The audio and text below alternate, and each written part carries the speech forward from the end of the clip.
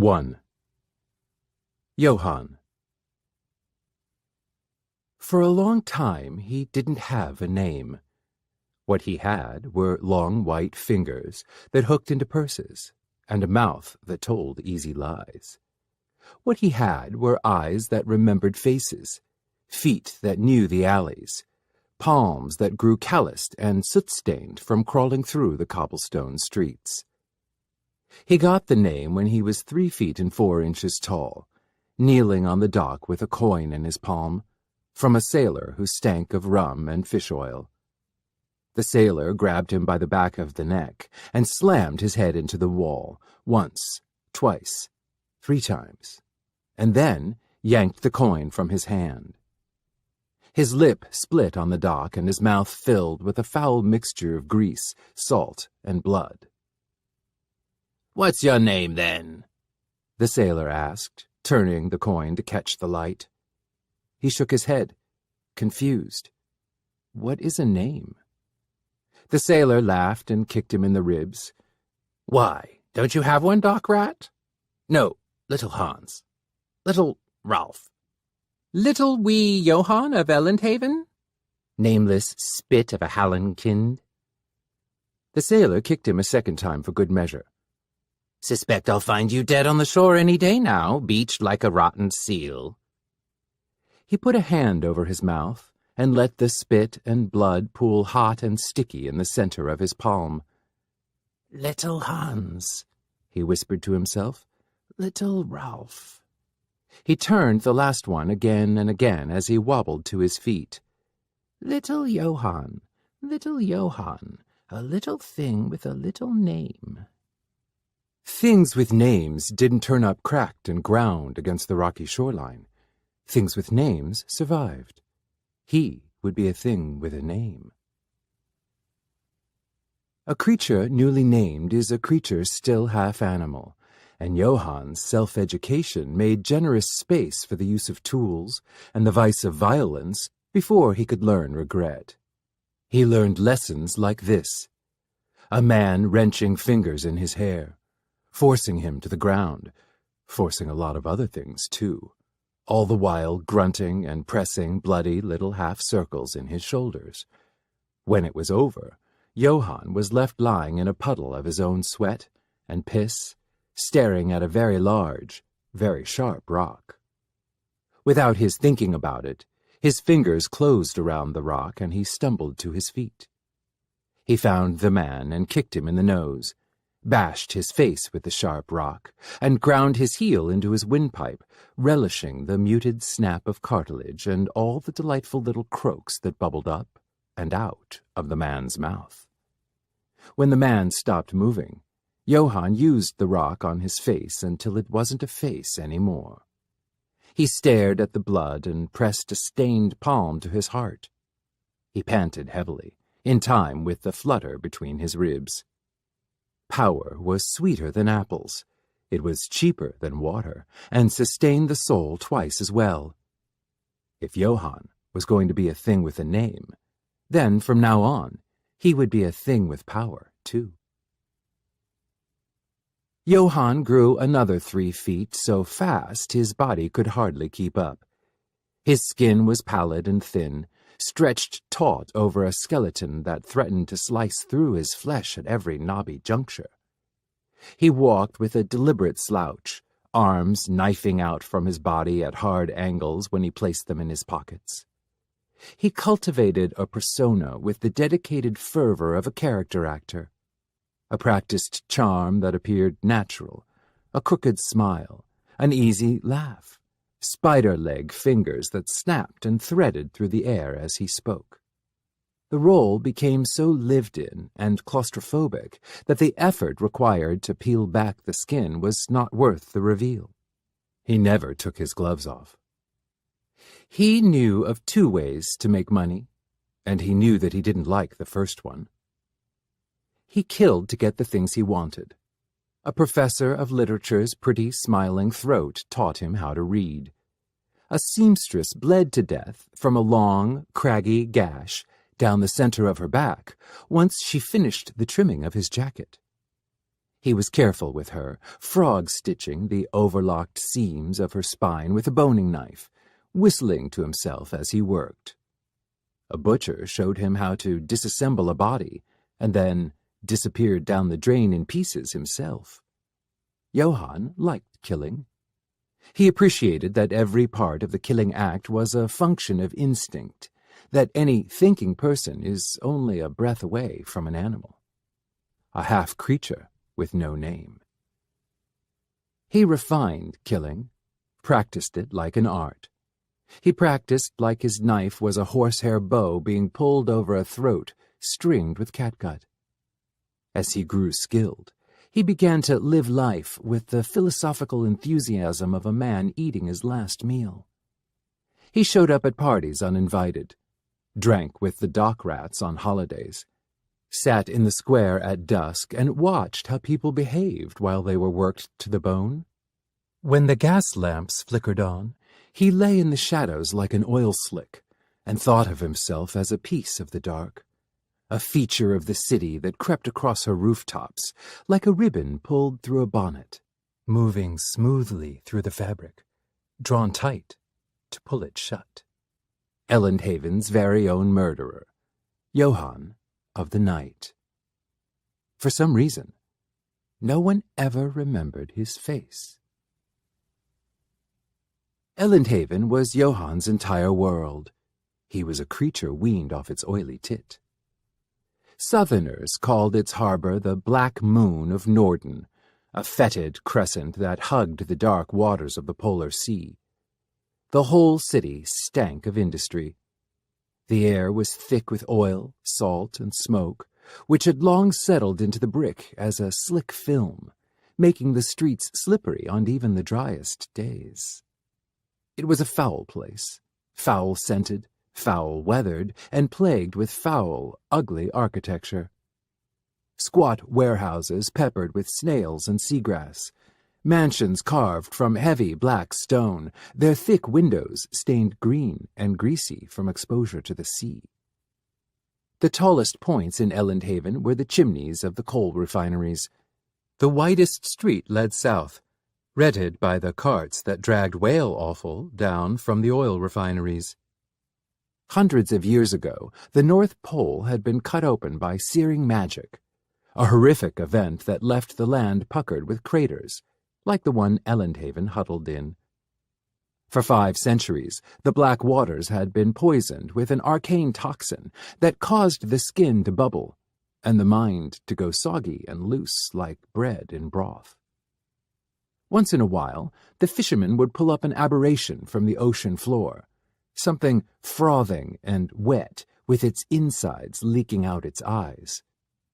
"Demons and monsters," visitors whispered. "Such creatures still sleep inside the Black Moon." Johann learned what sort of creature he was by accident. One day he slipped on a patch of ice. His ankle turned in the wrong direction and plunged him off a roof like a crow with a clipped wing. The ground swallowed him up, and the crunch of his neck against rock reverberated through every joint in his spine. It shuddered through his limbs and popped out the tips of his fingers and toes, a tiny earthquake that made ruin of his bones. He lay absolutely still for 10 minutes, and then he stood up and wrenched his skull back into place.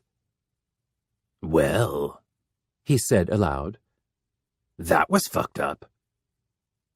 He began to experiment, cautiously at first, a pin through the loose skin between thumb and forefinger, a slice just behind the elbow, a dive out a window, a plummet off a tower. His stomach spit out 2 bullets with elastic ease, and he laughed like a boy, giddy and intoxicated. When the watchman took another shot, Johann accepted a round in the clavicle, whooping like a jackal as he jammed a knife into the man's throat. He yanked the bullet out later, painless as a sloop cutting the waves.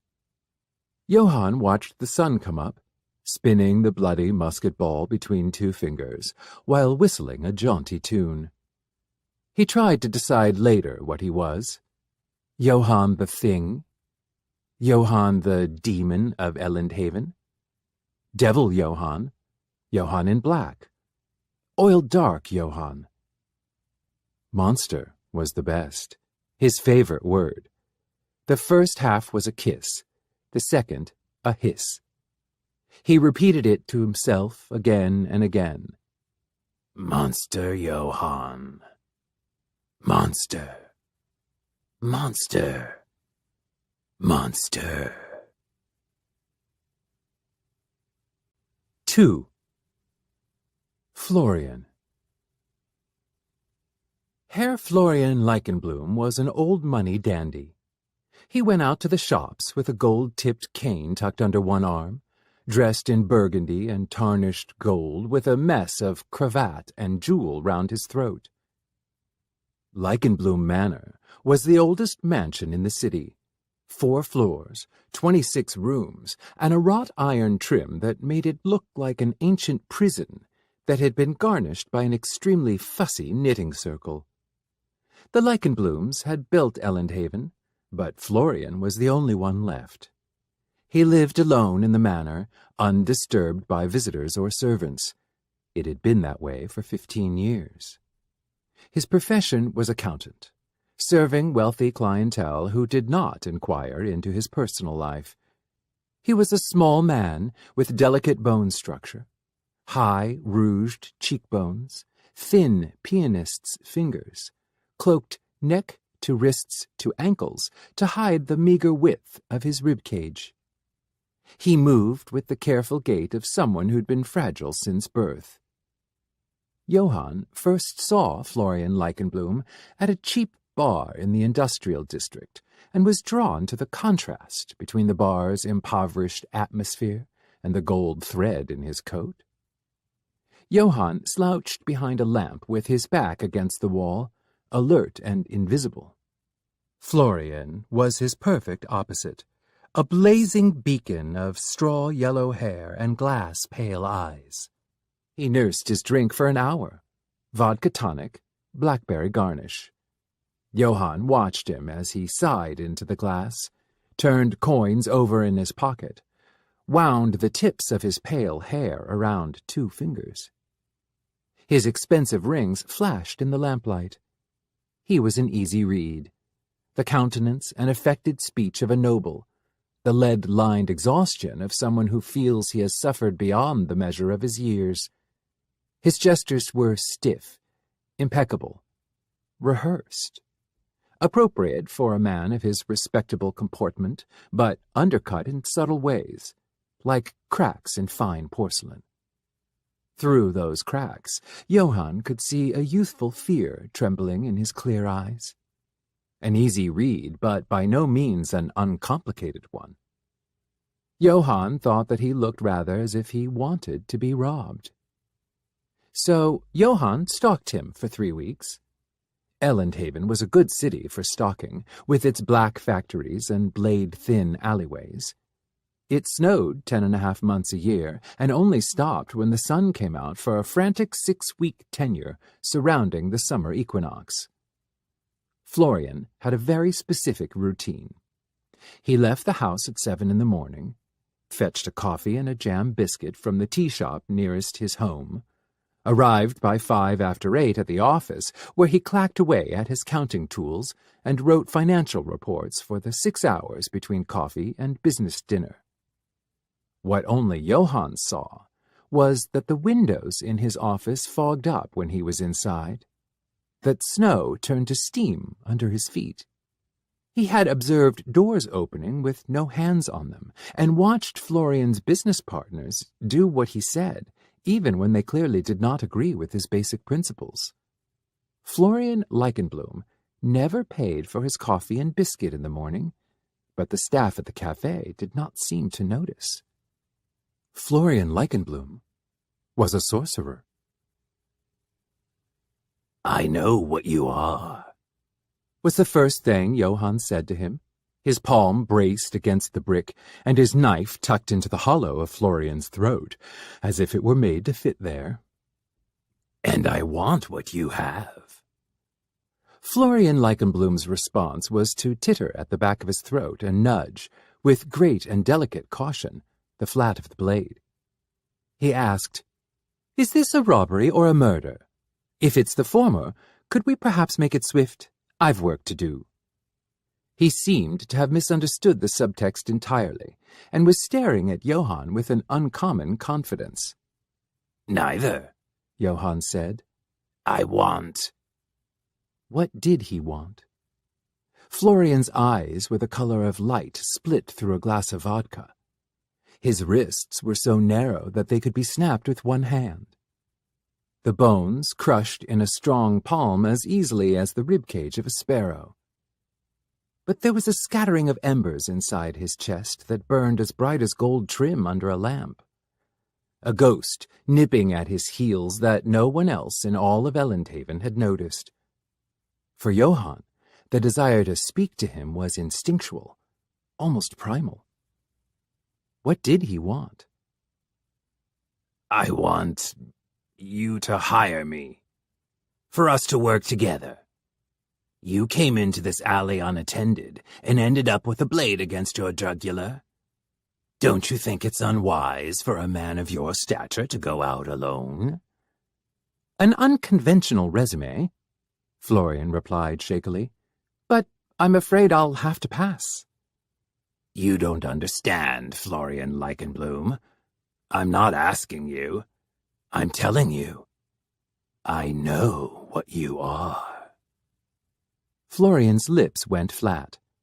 It took him a moment to respond, and when he did, his voice was as brittle as dried seaweed. "How long have you been following me?" His boldness robbed Johann of his momentum. "Well, And how is it that you know my name?" Johann railed. "Oh, that's fucking obvious. Your files, your clients. I looked you up in the public archives. You've been what? Stalking you," Johann finished, deflating. "I've been watching you through the windows of your office. I follow you when you go out." Spoken aloud, it sounded asinine. Hardly the hunt, hardly the actions of a predator. Herr Leichenbloom raised his chin. A thin line of blood appeared beneath the blade and snaked over the metal. Johann watched it trickle all the way to the point of the knife. "You're not afraid," he observed. "Why aren't you afraid?" Oh no." The air whistled through Florian's teeth as his tone danced along the edge of shrill. "I assure you, I am terrified. You're quite a fearsome man, but I'm afraid of most everything, so I've found it useful to evaluate risks with a clear head in the moment and do all my screaming after the fact." Johann lowered the knife and eased back on his heels. It was not what he had been expecting. It was better, perhaps. This strange man who gave lip while quaking. A branch bending beneath the wind but not snapping. A grin pulled from one end of his face to the other, slow and pleasant. "Herr Leichenbloom," he said sweetly, "I am about to show you a brilliant trick. I guarantee that you've not seen anything like this before, and unless you take me up on my offer, odds are you'll never see it again." He took a step back and slit his own throat in a fluid, well-practiced movement. The cut flopped open, fish-gutted, making his breath stutter and bubble, his vision spin out, showing where all the veins had frayed and turned the blood frothy. He let Herr Leichenbloom get a good look at the carnage before cracking his neck straight with the heel of his palm. The wound healed seamlessly, and Johann drew a gloved finger across his jugular, chuckling at how Florian had grown red and splotchy along his cheekbones. That wasn't all that was red. He'd been sprayed across the face by Johann's blood in a clear, brilliant arc, ear to ear, like a carnival grin. Johann found something about that attractive, his blood marring that immaculate facade.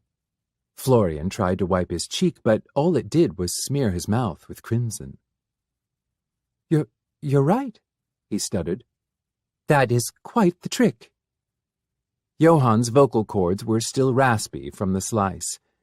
As I was saying, Herr Leichenblum, I have a business proposition for you. Leichenblum Manor had 26 rooms, but Florian only lived in 2 of them.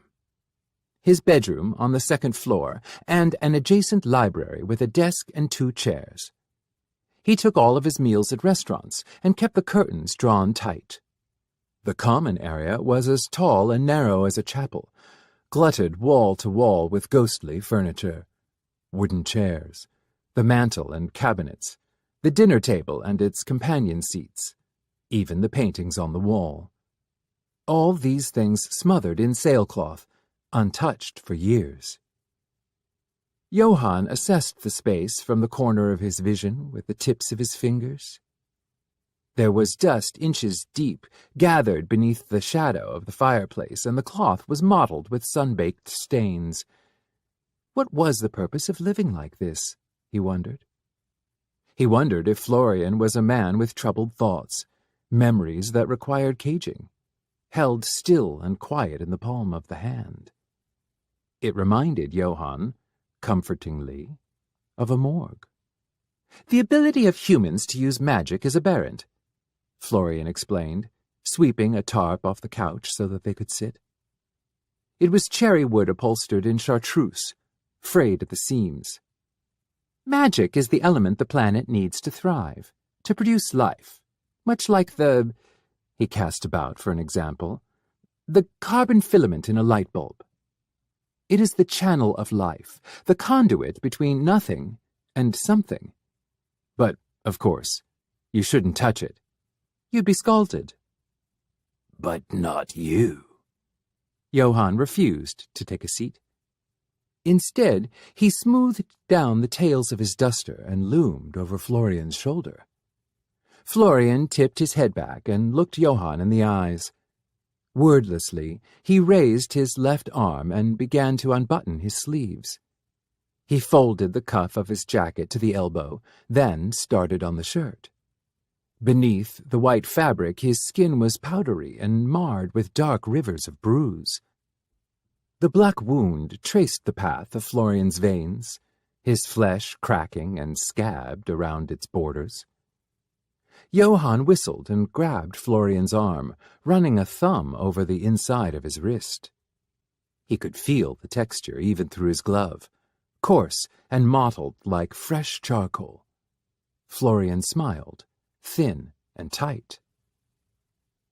The difference is that I can survive a few burns. So, is it an inborn talent? Johann wondered. Could your family always do this shit, or what? Florian bent his arm free from Johann's grasp. He was tense at the question, and began fiddling with his rings. Not for a long time we haven't. It has been some many years since it was commonplace, is what I mean. I was the first in a while. Practice of the old magic was punishable by death, and for good reason. Magic had nearly destroyed the world. It was over 100 years since the Mittenwelt had purged the ancient bloodlines of magical aptitude. It survived in the dark corners of the continent, but sorcerers in the modern era were errant throwbacks, mistakes of birth. One had passed through Elendhaven just 4 years back. Johann had been lucky enough to see the aftermath of his work. A city watchman turned inside out, his guts steaming in the crisp winter air, and his bones arranged like a pyre, all stumbled together, clasped skyward like a prayer. Johann had sensed something thrumming in the air that day, like the dissonance that lingers after hitting a piano key. Now that he knew what he was looking for, he could feel the magic filling up the room. Florian stank of it. It jittered out from every nerve in his body. Not for a long time, he said. Aberrant. Johann heard it properly. Florian Leichenblum did not think himself a creature made by mortal intent. He was like Johann, one of the Black Moon's monsters. Johann leant his elbows on the back of the couch. His gaze followed Florian as he stood. So, he purred. In that case, what's wrong with me, Doc? Florian pulled a heavy text from the bookshelf and sneezed, haloed momentarily by a cloud of dust. He dropped the book unceremoniously on the tea table in front of them and let it thump open to a complicated mathematical diagram. The diagram overlaid an image of the globe, but Johann could not make sense of the equations surrounding it. "Do not call me Doc," Florian said, light-toned. "I'm an accountant." Johann grinned. Right. So what's the prognosis, sweetheart? If I knew the prognosis, I would not have brought you to my home. Florian bit his delicate lip, bounced his fingers across the page absent-mindedly. Magic is the energy we create by living and dying. It flows through us on its journey to somewhere else. Someone like me can crack open the cycle and shape that energy into new potential. You, he sighed. You're a hiccup, or a flinch, something that tripped and fell off the carriage, which continues on as if it's forgotten you. You're a living thing that somehow fails to generate or absorb the world's energy. Could we avoid framing it in terms of failure? Johann put his chin in his palm. It makes me feel so inadequate. Florian stared at him for a long moment, stroking his chin thoughtfully. Johann, he asked quietly, what is it exactly that you want? Johann blinked back, expression rictus. Herr Leichenblum was looking at him with those liquor-pale eyes. At him, not through him. Florian asked again, what is it that I have that you want? You know what you are, Johann answered, automatically, instinctually. I want to know what I am. Your interest is merely philosophical, then? Most men, if they woke up and found themselves incapable of dying, would do terrible things with that power. Who says I haven't done terrible things with it? Florian laughed. Oh, yes, my apologies to the petty cutthroat in a ragged coat. What lofty ambitions! Is that really all you want? Johann opened his mouth and found that it was empty. He turned the question over in his head a few times, and then said, Once I climbed the tallest tower I could find. You know, that Celtic cathedral in the middle of town? I got right up to the top of the steeple and I jumped, just to see what would happen when I hit the ground. He flattened his palm against the arm of the couch and made a squelching noise to demonstrate. What I found is that I was still hoping for a longer fall. I see. Florian steepled his fingers. That is the best you could think to do with your amazing gift? Johann shrugged. Yeah, well, what the hell would you do with it that's so much better? It took Florian a while to respond. He turned his face away from Johann, towards the darkness of the hallway. A slice of orange morning light cut through the gap in the curtains and bisected the shadows of his profile, turned him into obscure shapes against the cracked wallpaper. He said, What else? But put all the checks in balance. 3. The Sorcerer. They cleared the Leichenblum kitchen out over the course of an afternoon. They needed the knives, the sink, the polished wooden countertops.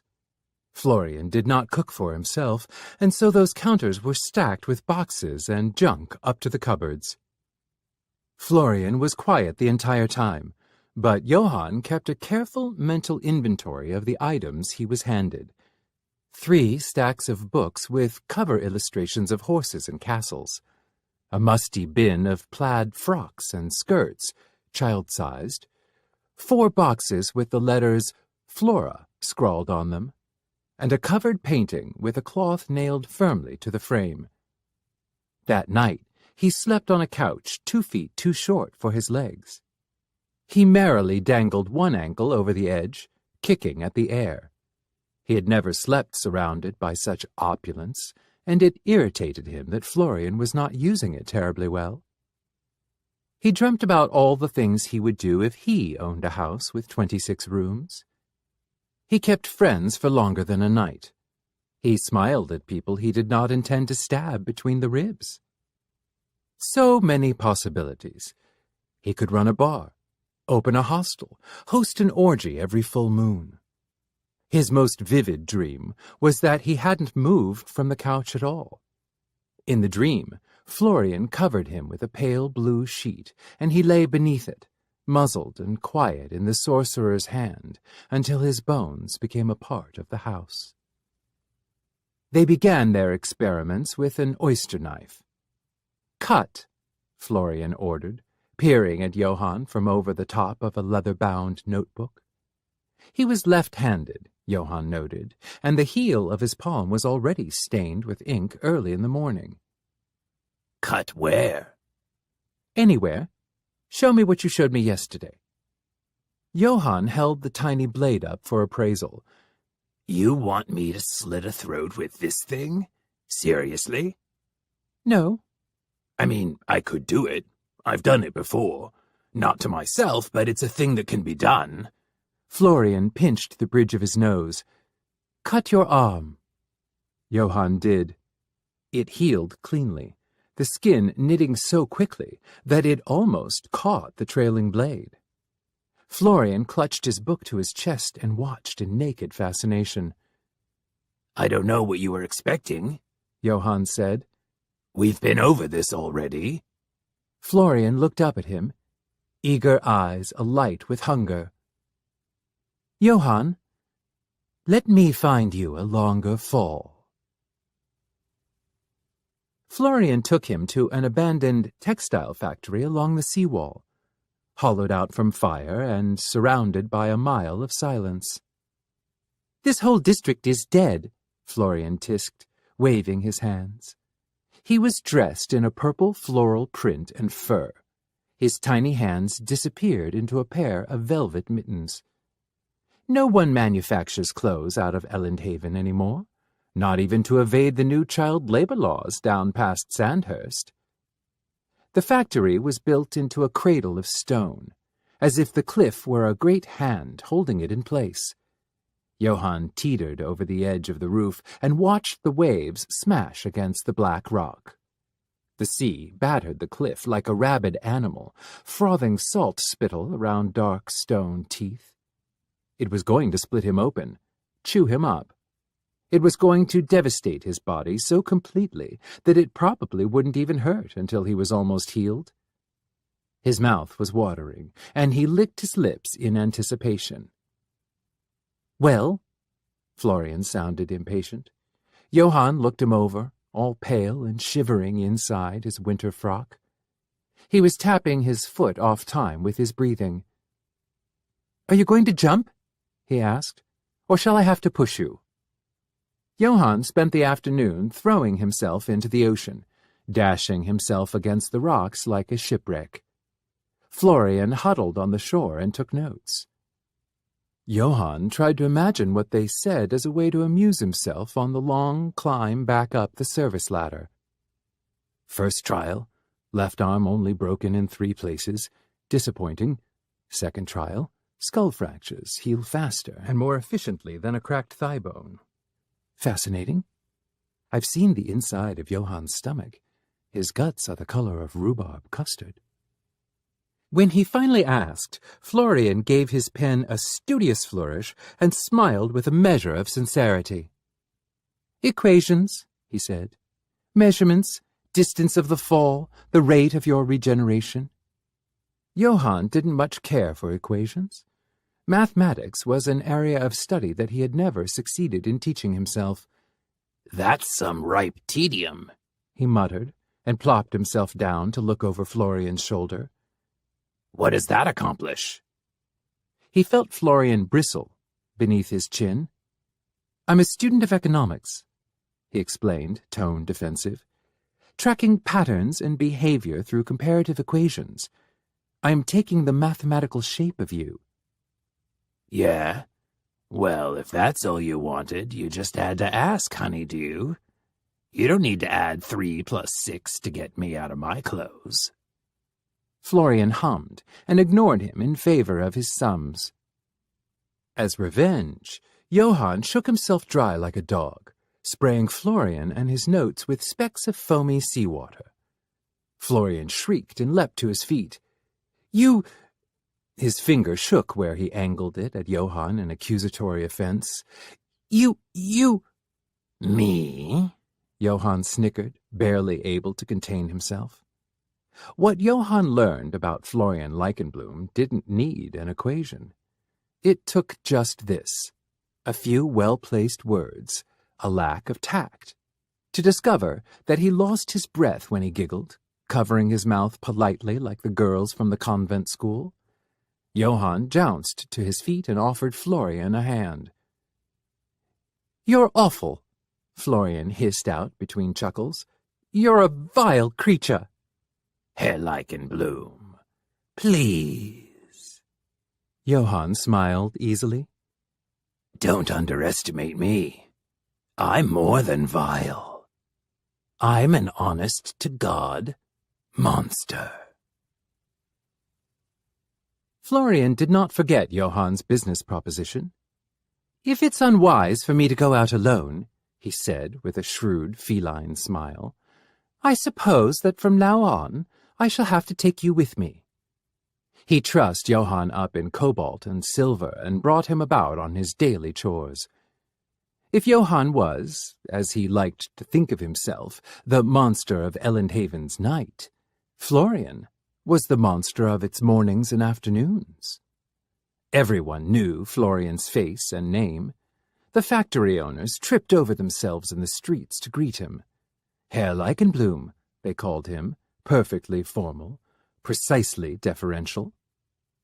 The day after the cliff, they met with the Sudengelt ambassador and 3 companions outside the bakery. The ambassador bowed and kissed Florian's family ring. Herr Leichenblum, guten Morgen, he huffed, breath misting between his plump lips. He ceased genuflecting and slipped a deft hand around the hip of the woman accompanying him. Might I introduce you to my ward, Eleanor? It's her first trip north. Florian flushed politely and took Eleanor's hand. "Guten Morgen, madam," he said shyly. She bowed, hiding her face behind a curtain of black curls. "Eleanor, if you've been told there are no proper gentlemen in Elendhaven, your informant has never met Florian Leichenblum." The man who spoke was lean and freckled, with carrot-red hair, a shade not often seen in the northern states. He was chewing on a black cigar beneath the curtain of his mustache. "There's no need to puff me up in front of company, Annesley," Florian demurred. "I'm sure Eleanor has been treated with hospitality as lovely as our weather." The third man, blond, long-nosed, and dressed ostentatiously in white, chuckled. Eleanor's dark eyes went wide, and she looked quite earnest when she said, "The weather is lovely. I've never seen such remarkable skies." Florian released her hand. "The north paints the sunrise in colours undreamt in Mittengelt and Sudengelt." "Truly. I could, however, do with a touch more daylight." "Then you must visit us in the summer, Lady Eleanor. At the equinox, the sun hardly sets for longer than it takes to prepare a pot of tea." "Ah, yes, I'd heard so." Eleanor adjusted one of her gloves and shivered. "But the winters are long and dark," Florian affirmed, "but it is those long nights that make a northern summer so sweet." Florian is a true native of the Black Moon, the ambassador explained. His family has been here since the founding of Elendhaven. "Yes," Annesley mused, stroking his beard. "You might even call Herr Leichenblum a local fixture, one of our very finest landmarks." Neither Annesley, nor the ambassador, nor Eleanor, nor the long-nosed man in white took notice of Johann. So he, skulking behind Florian like his sharp-toothed, long-boned shadow, focused on the shape and slant of Florian's shoulders, on the way he held himself when speaking courteously. It was a submissive silhouette, the same prey-animal contour that had tricked Johann when they first met. Florian flowed in and out of it effortlessly, a physical architecture far more elaborate than Johann's own. "His ward," Annesley sneered when the ambassador led Eleanor away. "What a way to describe a kept woman." Florian, where no one but Johann could see, displayed a subtle disgust. One nostril flared, and a cheek sucked in where he was biting it shut. Herr Longnose added in a melodic accent, "You'd think he'd have the decency to share, since you're putting them up." "Annesley," Florian cut in, tone clipped and amiable, "what has you meeting with foreigners so early in the day?" Annesley tapped ash from his cigar. He was a broad man, not as tall as Johann, but he dwarfed Florian, who might have been mistaken for a woman from behind. "Have you met Herr Charpentier?" Longnose tipped his hat. "He's looking to expand the railroads." "Yes." Charpentier took Florian's offered hand and shook it. "Elendhaven still uses a narrow gauge. We would have the rails broadened so that freight wagons may come and go." "You will not be the first one who tried that," Florian said. "Ah, but I will be the last, monsieur. You can be sure of that." Charpentier's eyes glittered when he laughed. Florian did not laugh back. He clasped Charpentier's hand tight. "Are you certain? Elendhaven is built on ancient rock so solid that trees cannot find root. Digging through rock is slow work, wet and cold. We are prone to industrial accidents. 1 week here beneath the shroud of winter, and you will reconsider." Something dark passed over Charpentier's face. In Florian's expression, Johann saw a scattering of embers, a ghost of a smile, a man who knew exactly what he was. And then Annesley slapped him on the back. Florian's response was to buck forward 2 steps and start coughing. Charpentier tugged his hand free. Looking a little lost, he rubbed it where Florian had touched him. "Don't mind Florian, Herr Charpentier," Annesley crowed. "He's an incurable pessimist. But if there's one thing he enjoys, it's an elegantly balanced budget. Once we have him run the numbers, you'll earn his support." "Oh, doubtlessly," Florian replied, still fluttering away beneath his veil of false fragility. Johann watched him wave the men off, expression placid and pleasant until they turned the corner. "You see that?" he scoffed once he and Johann were alone. "I am nearly 30 years old, and they treat me as if I am still a child, a fragile bauble." "Aren't you?" Johann sidled up to him and tapped him on the head. Florian hardly came up to his shoulders. "I am as he said." Florian tucked his hands into the folds of his elbows. "An Elendhaven landmark, a public spectacle of mourning. My childhood tragedy has turned me glacial in the eyes of others. I am trapped in ice, a curiosity in a glass jar." Johann folded the words cautiously and tucked them away. Tragedy, glass jars. Wouldn't do well to push too hard too soon, or he might shatter.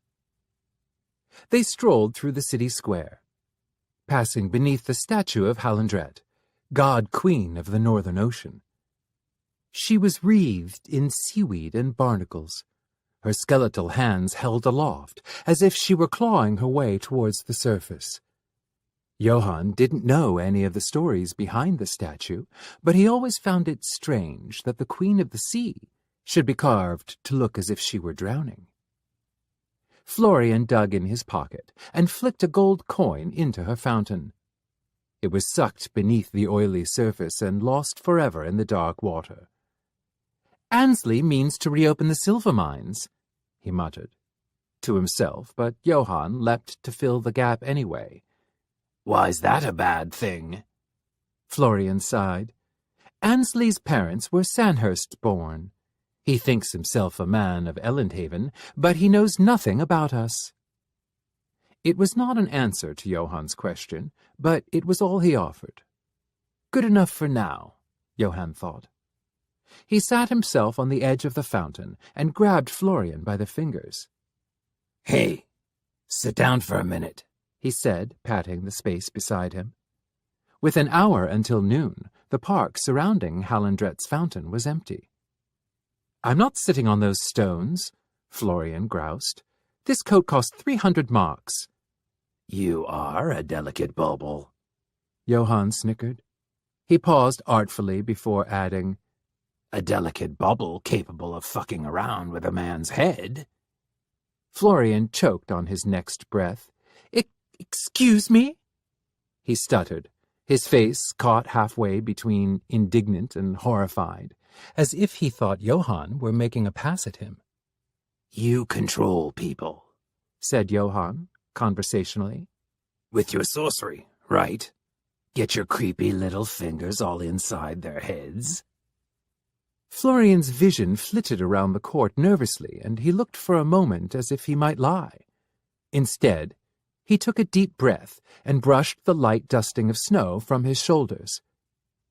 Yes, he said, but did not elaborate. Can you do it to anyone? Well, I've not tried it on every individual in Elendhaven, Johann, so I could not give you a comprehensive answer. But most people, right? Florian hesitated, looked away. Yes. You did it to the guy with the weird nose? The slightest tweak. Florian flipped his hair. The mildest of cloudings. Okay, so why don't you do it to... Johann swirled one of his fingers about in the air. The ambassador's lady friend, Make her your lady friend for a night? Florian's vision snapped up. Absolutely not. Why not? He shook his head. I do not use magic carelessly or as a jest, especially not magic as dangerous as... Johann kicked out a leg to bump Florian lightly in the shin. You only use it to, what? Smooth over rocky business relations? That is completely different. Or so that you don't have to pay for coffee? You... Florian's cheeks puffed out in an expression of charming indignation, but they deflated before he could get properly shrill. Instead, he rubbed the center of his forehead and swayed on his feet, making muffled noises at the back of his throat that might have been grunting or laughter. Oh, Johann, you did quite a job of stalking me, but you haven't the faintest idea what I'm about. Do you? Johann liked this look on Florian, playful and cruel. He eased back on his palms and gazed at him. So tell me about it. Florian bent forward, hands on his knees. This coat, he whispered, cost 300 marks. How could a man of my circumstances afford such a thing? Your old money, Leichenbloom. Is this a trick question? Florian tapped Johann's nose. The old houses have been broke for centuries, their money dispersed into land or robbed by the trading companies. The nobles in Mittengeld and the southern colonies rot in their perfumed manors, too proud to beg for charity. But in the north, they simply died. I am the last Leichenbloom. The coffers were empty before my mother's grandfather was even conceived. What's your point? Ansley, that man's parents leveraged the debt from my father's factory. That was the first brick laid in their fortune. Were I not so good at what I do, it would have become the keystone. He could have owned me, and the better part of Elendhaven as well. Instead, he wants to reopen the silver mines. Look around you, Johann. Florian swept his arm across the skyline. This city is drowning. All Elendhaven was ever meant to be was a factory the length and breadth of a city, and now it could not even do that. The fur trade, fisheries, textiles, and lumber, even the oil refinery is suffocating. I know, Johann said. Spare the lecture, sweetheart. Even a gutter shit like me reads the papers. Florian's smile made the shape of a boy telling a precious secret joke for the first time ever. He put his mouth next to Johann's ear and whispered, "What would you say if I told you that I was the architect of all of this?" All of it? Johann echoed, skeptical. Yes, well, no. I didn't cause the failure, if we're going to be pedantic. Of course, you just fucking hate being pedantic. Florian flicked Johann between the eyes. You asked the question, Johann. Do me the favor of listening to at least part of the explanation. Johann rubbed the sore spot and gazed up at Florian, his eyes hooded beneath his bangs, alert, fascinated, and fond. Okay, Herr Leichenblum. How does one boy, a bauble in a glass jar, destroy the economy of an entire city? It's easy enough to keep a wound bleeding once it's been made, so I... Florian tapped one of his temples, his body language mischievous, but his voice trembling at the border of fury. Put my creepy fingers into the robber barons' heads, and I convince them to use their own fingers to peel off the scab before it forms. It's subtle work, but for the past 6 years, these industry men and conceited governors have come to rely on me, and I point them in the wrong direction every time. That is what I use my magic for, funneling their money into my own pocket, and never spending a lick of it on their foul coffee and cake. He spit the last words onto the ground between them. Johann looked at him for a long time. Florian was the color and temper of a white flame, his skin and hair porcelain bright against the coal-stained edifices and the dark gray sky. Slowly, and with great deliberation, Johann stood up. He towered over Florian and asked in a low voice, Cinnamon sugar, duckling sweet, my little honeyflower, what is it exactly that you want? Florian craned back his neck and smiled serenely. He held out his hand and asked, May I have a knife? Johann handed him his favorite boning knife. He didn't move as Florian lifted one of his hands and began to peel away the glove. He sliced Johann's hand along the path of his heart-line. He cut so deep that the blade drew up the dark blood, the deep blood. Johann, you might not believe it, but I am a philanthropist, he laughed to himself, and I'm going to bleed you for the same reason that I have bled Elendhaven. And why is that? Florian dipped his forefinger into the pool of blood in Johann's palm and licked it, smiling with blood-stained teeth. The city has some very hefty debts to settle. That night, Johann passed by the shrouded portrait on his way down from the study. He stopped in front of it and flexed his fingers. The sheet came away easily. The fabric was old and fragile from moths and the long winter's humidity. The painting beneath was of Florian as a child. He was perhaps 8 years old and already possessed of a profound misery. Beside him was a young girl in a plaid frock. Her posture was the opposite of Florian's dreary, practiced elegance. There was defiance in her sloppy slouch, and a quirk to her lip that suggested she had been bribed a great deal to sit still. Otherwise, She was Florian's perfect mirror. "Oh," Johann said out loud. "Well, isn't that interesting?" 4. The Thing with No Name. When Johann was still an unnamed thing, he came across a corpse that gave him pause. It was caught by the fold of skin above its hip on a serrated outcropping of rock, leaking a thread of bile the color and texture of breakfast custard into the tide that spit it up. The body was bloated and milky from a week's exposure to the ocean, but the waxy sheen of fat coating the skin did not hide the damage it had suffered before passing.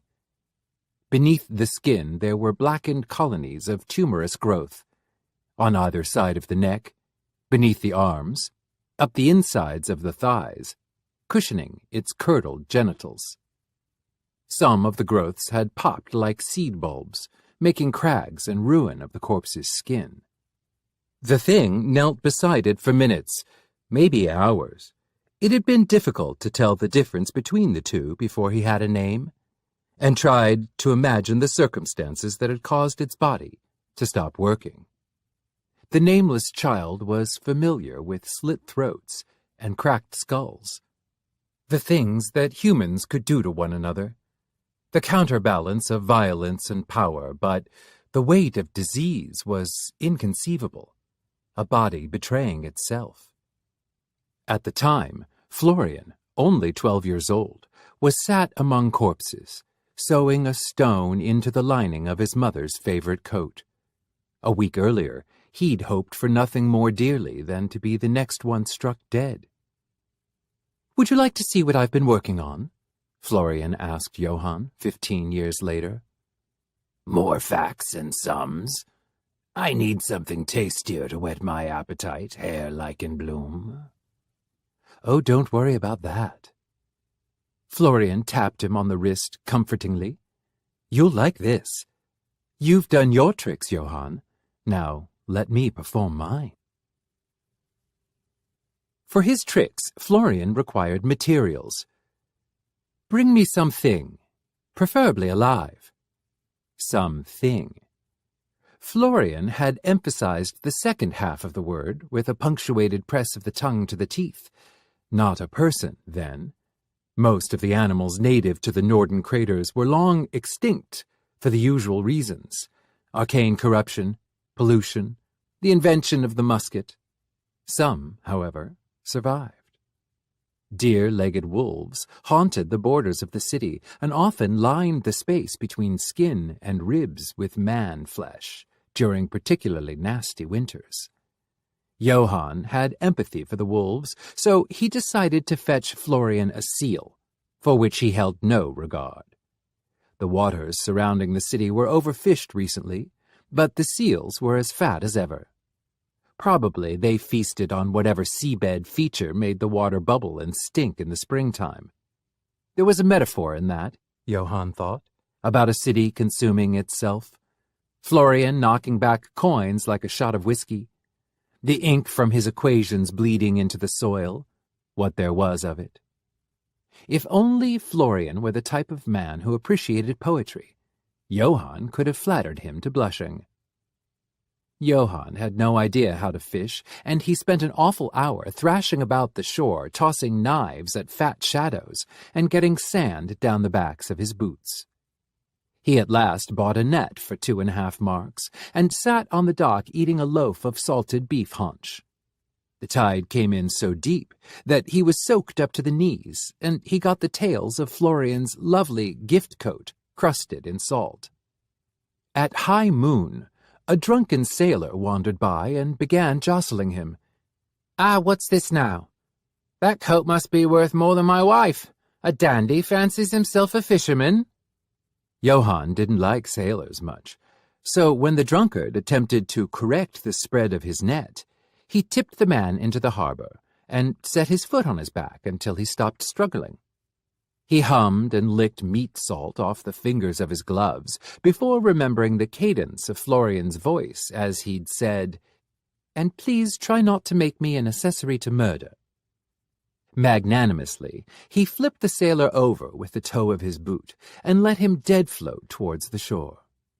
A 50-50 chance, he told himself, that he'd wake up before the water settled in his lungs. When he finally took a seal home to Herr Leichenbloom, Florian crinkled his nose in disgust and muttered, "I said alive, preferably." Still, he had Johann slice the animal open. "So magic can bring the dead back to life?" Johann asked, watching Florian press a hand to the seal's lung and fill it with air. "Not true life," Florian said. "You can make the respiratory system react, pump the ventricles, but there's nothing going on inside." Johann hitched himself up on Florian's work table and grinned. "So, like me, then?" "Well," Florian sniffed, "you are a creature of base instincts. I suppose I could believe it. Would you hand me the syringe, please?" If only Florian knew how base. Johann's gloved fingers brushed against Florian's as he handed him the brass needle. The plague that swept through Elendhaven 15 years ago was the result of a pernicious germ carried on the backs of southern sparrows. The Mittengelt transplants were so certain it was a local illness that their methods for combating it were entirely ineffective. "And you're all steamed up about that? So now you're trying to recreate it?" Florian glowered at him from beneath the wisps of his bangs. "Would you let me finish?" "Sorry, darling, I'm just trying to grease the machinery of the conversation." "I am not trying to recreate it. I've already done so. I've been incubating a strain for some time, but even with magic, it's difficult to replicate the effect I'm aiming for." "And what effect is that?" Florian smiled, bright and blade-sharp, and said, "Let me show you." He splayed and tip-tapped his fingers across the breadth of the carcass like it was a piano. Where the pads of his fingers touched, the flesh bubbled and bulged into horrible shapes, as if Florian were sewing rocks beneath the surface of the membrane. He had his sleeves rolled up to the elbows so that Johann could watch the magic flow through his blood. His veins emitted a faint light between the scab crust of their wounding, and the light made his arms unnervingly translucent. His skin looked like the flesh of an insect beneath the exoskeleton. The arcane bioluminescence highlighted the dark, sleepless ditches under his eyes, making him hollow, unnatural, insubstantial. Johann had to clutch a hand to his throat to keep the flash of affection that rocked through him caged in his esophagus, where it belonged. Oh, Florian was a pretty little thing. Too pretty, too aware of the length of his eyelashes and the feminine tilt of his jawline. No one would expect that boyish half-smile, that nervous wringing of the wrist, to conceal a monster. "Monster, monster, monster," Johann said to himself. "The first half a kiss, the second a hiss." The shoreline down beneath the black cliffs was the warmest place in Elendhaven. There was a narrow stretch of gray and blue sand between the cliffs and the water, speckled with rocks and shells and the soft residue of jellyfish. This was where Johann and Florian went walking on a church day morning. The wind whipped their jackets around their knees, and the salt in the air raked their cheeks raw. But this far beneath the tide mark, the humidity sucked the frost from the air. Florian knelt at the water's edge and scooped up a handful of frigid water between his palms. It was the color of coal. "You've never been outside Elendhaven, have you?" Florian asked. Johann shook his head. Florian let the water flow from the gaps between his fingers. "Then you don't know this, but everywhere else in the world, water is clear. If you pour it into a glass, you can see straight through it." Johann couldn't picture it. He helped Florian to his feet. "So what? You want to see what's at the bottom of the ocean?" The edges of Florian's mouth peaked unevenly. He shook out of Johann's grasp and resumed walking. "Do you know what a hallenkind is?" Sure. Johann kicked at a speckled red shell that peered out through the sand. It crumbled to dust under his boot. It's dock slang for lad whores, for little boy prostitutes. An ancient term transformed into crude modern vernacular. Here. Florian dipped gingerly right at the sodden border cut by the tide and plucked out a stone, perfectly round, an inch in diameter and opalescent in sheen. He held it aloft for Johann's benefit. The oldest stories of the North called these rocks Halendret's Row. She lays her clutch along the beach and protects them from the destructive hands of mortal beings. Florian turned on his heel and pitched the stone at the cliff wall as hard as he could. It bounced off the slate harmlessly. See? Hard stone. Unbreakable. Johann frowned. How do you crack one open, then? Florian smiled, secretive. A privilege reserved for Halendret's chosen. When a wretched child, one wronged or wounded deep in the soul, throws what they love most in the ocean, they may cast a row against the stone, and a Hallenkind will be born. Keep the stone in their pocket, and the queen sends to them one of her children. A friend for the lonely soul. A companion, Florian affirmed, made from the same dark matter that coats the bottom of the Nord Sea. A Hallenkind will love that wretched child as a brother or sister. They will drag whoever wronged their brother, sister, friend into the sea and wring them through the spines of their mother's baleen until they are foam and sea particle, forgotten in the cradle of her belly. Florian was breathing heavily from the effort of his speech. His eyes were wet and lucid, fixed on some distant point beyond the horizon. He trembled, unnoticed in the chill. Johann reached out to brush a lock of hair from his face, and Florian met his eyes, sudden and fierce. "Your eyes are black as the sea," Florian told him. The words were almost an accusation. Johann breathed a few cautious beats before responding. That's sweet, Peach. You're saying that I was made for you? Florian let out a snort. Of course not. My Hallenkind never hatched, and she would hardly have been a thing like you. No, Johann, you belonged to someone far more wretched than I, more deserving of Halendret's pity. More wretched is right. Poor bastard never got the chance to use me. Don't be ridiculous, Florian snapped, suddenly serious. It's a story, Johann, a myth. But I will be needing the stones. They contain traces of an extremely rare metal. 16 should be enough. Johann clicked his tongue in quiet irritation. Whatever you say, boss. He lifted the edge of his jacket to make a sling for the stones. After a moment, he added, But nevertheless, you know, here I am. I know. Florian dropped a polished row into Johann's coat. What a perfect and unexpected gift for the child that never grew old.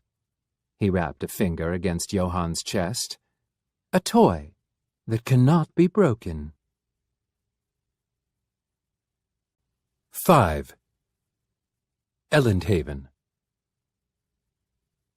It's not so bad, said Ansley of the railroad, and certainly it ran just fine from the outskirts of town down the eastern coast. The problem was the length stretching from the city center to the base of the mountain. 15 years of disuse saw the track weather, warped and salt-eaten. The wooden slats stank of rot, and the space between them was coated in snails and barnacles. The problem, Florian mulled, standing on his tiptoes so that he could gesture over the edge of the cliff, is that seawater washes over the track if it storms during high tide. I remember once when I was a child, a freight derailed and took the locomotive with it out to sea. The driver escaped, but they lost 6 men trying to drag the payload back to shore. A wider gauge means a steadier train, said the ambassador, adjusting the lapels of his cotton suit. He was wearing a peculiar shade of green. yellow-tinged and gold-lined. On a sunny day it would have shimmered with layered dimensions like a pearl. Beneath Elendhaven's grey skies, it was the color of puke. Even better, monsieur. Herr Charpentier slung an arm around Florian's shoulders. We could blast a path through the mountain. Johann stood with his toes lined up to the edge of the cliff. He tossed a look over his shoulder to catch Florian bristling under Charpentier's advance, like a hermit crab skittering back into its shell. Florian often leapt away from casual touch, like he was coming into contact with hot iron. Johann tugged at the tip of his glove with his teeth, didn't pull it off the whole way, but savored the sensation of the leather rolling over the thick artery in his wrist. Johann didn't like to leave fingerprints, or to touch things that were alive, or to be touched back. Still, he wondered what Florian's skin felt like, once the grease paint was smudged off. "Johann," Florian called him to attention. His boss was standing with crossed arms and raised hackles, puffed up and exasperated, and trying very hard to look grown up. Oh, his theater of civility was well practiced, but Johann could see the cracks, so deep they were the color of the ocean. Sorry, boss. Johann shoved his hands in his pockets and strolled towards the track. Got distracted by the view. Herr Charpentier was dangling a set of metal calipers from one palm. Before I make any decisions, I need to know how the iron has bent. Johann took the calipers, turned them about in his hand. He shot Florian a puzzled look. What am I supposed to do with these? Florian's smile showed teeth. Play along. So Johann tried to look busy, making studious gestures, exaggerated pretensions at being a capable manservant. He knelt in the sludge and pried the calipers open. They looked like a pair of legs, spread eagle. Johann eased them apart salaciously, stroking his thumb down the long curve of the upper thigh. Florian caught his little jest. Johann made sure of it. When he winked, a flash of lucid pique lit Florian's face like a bolt of lightning. It lasted about that long, too. Florian took a wide step across the track so that he could, suddenly, kick Johann with the heel of his boot as he passed. "Is it really possible to cut through a mountain?" he asked Charpentier, masking his vexation beneath breathy wonder. "Those cliffs are a thousand years old. It's thought that the harbor was once a massive, primeval volcano that spewed so much smoke from just one blast that it could shadow the entire earth. That's how this mountain was formed, from an eon of unbroken eruption."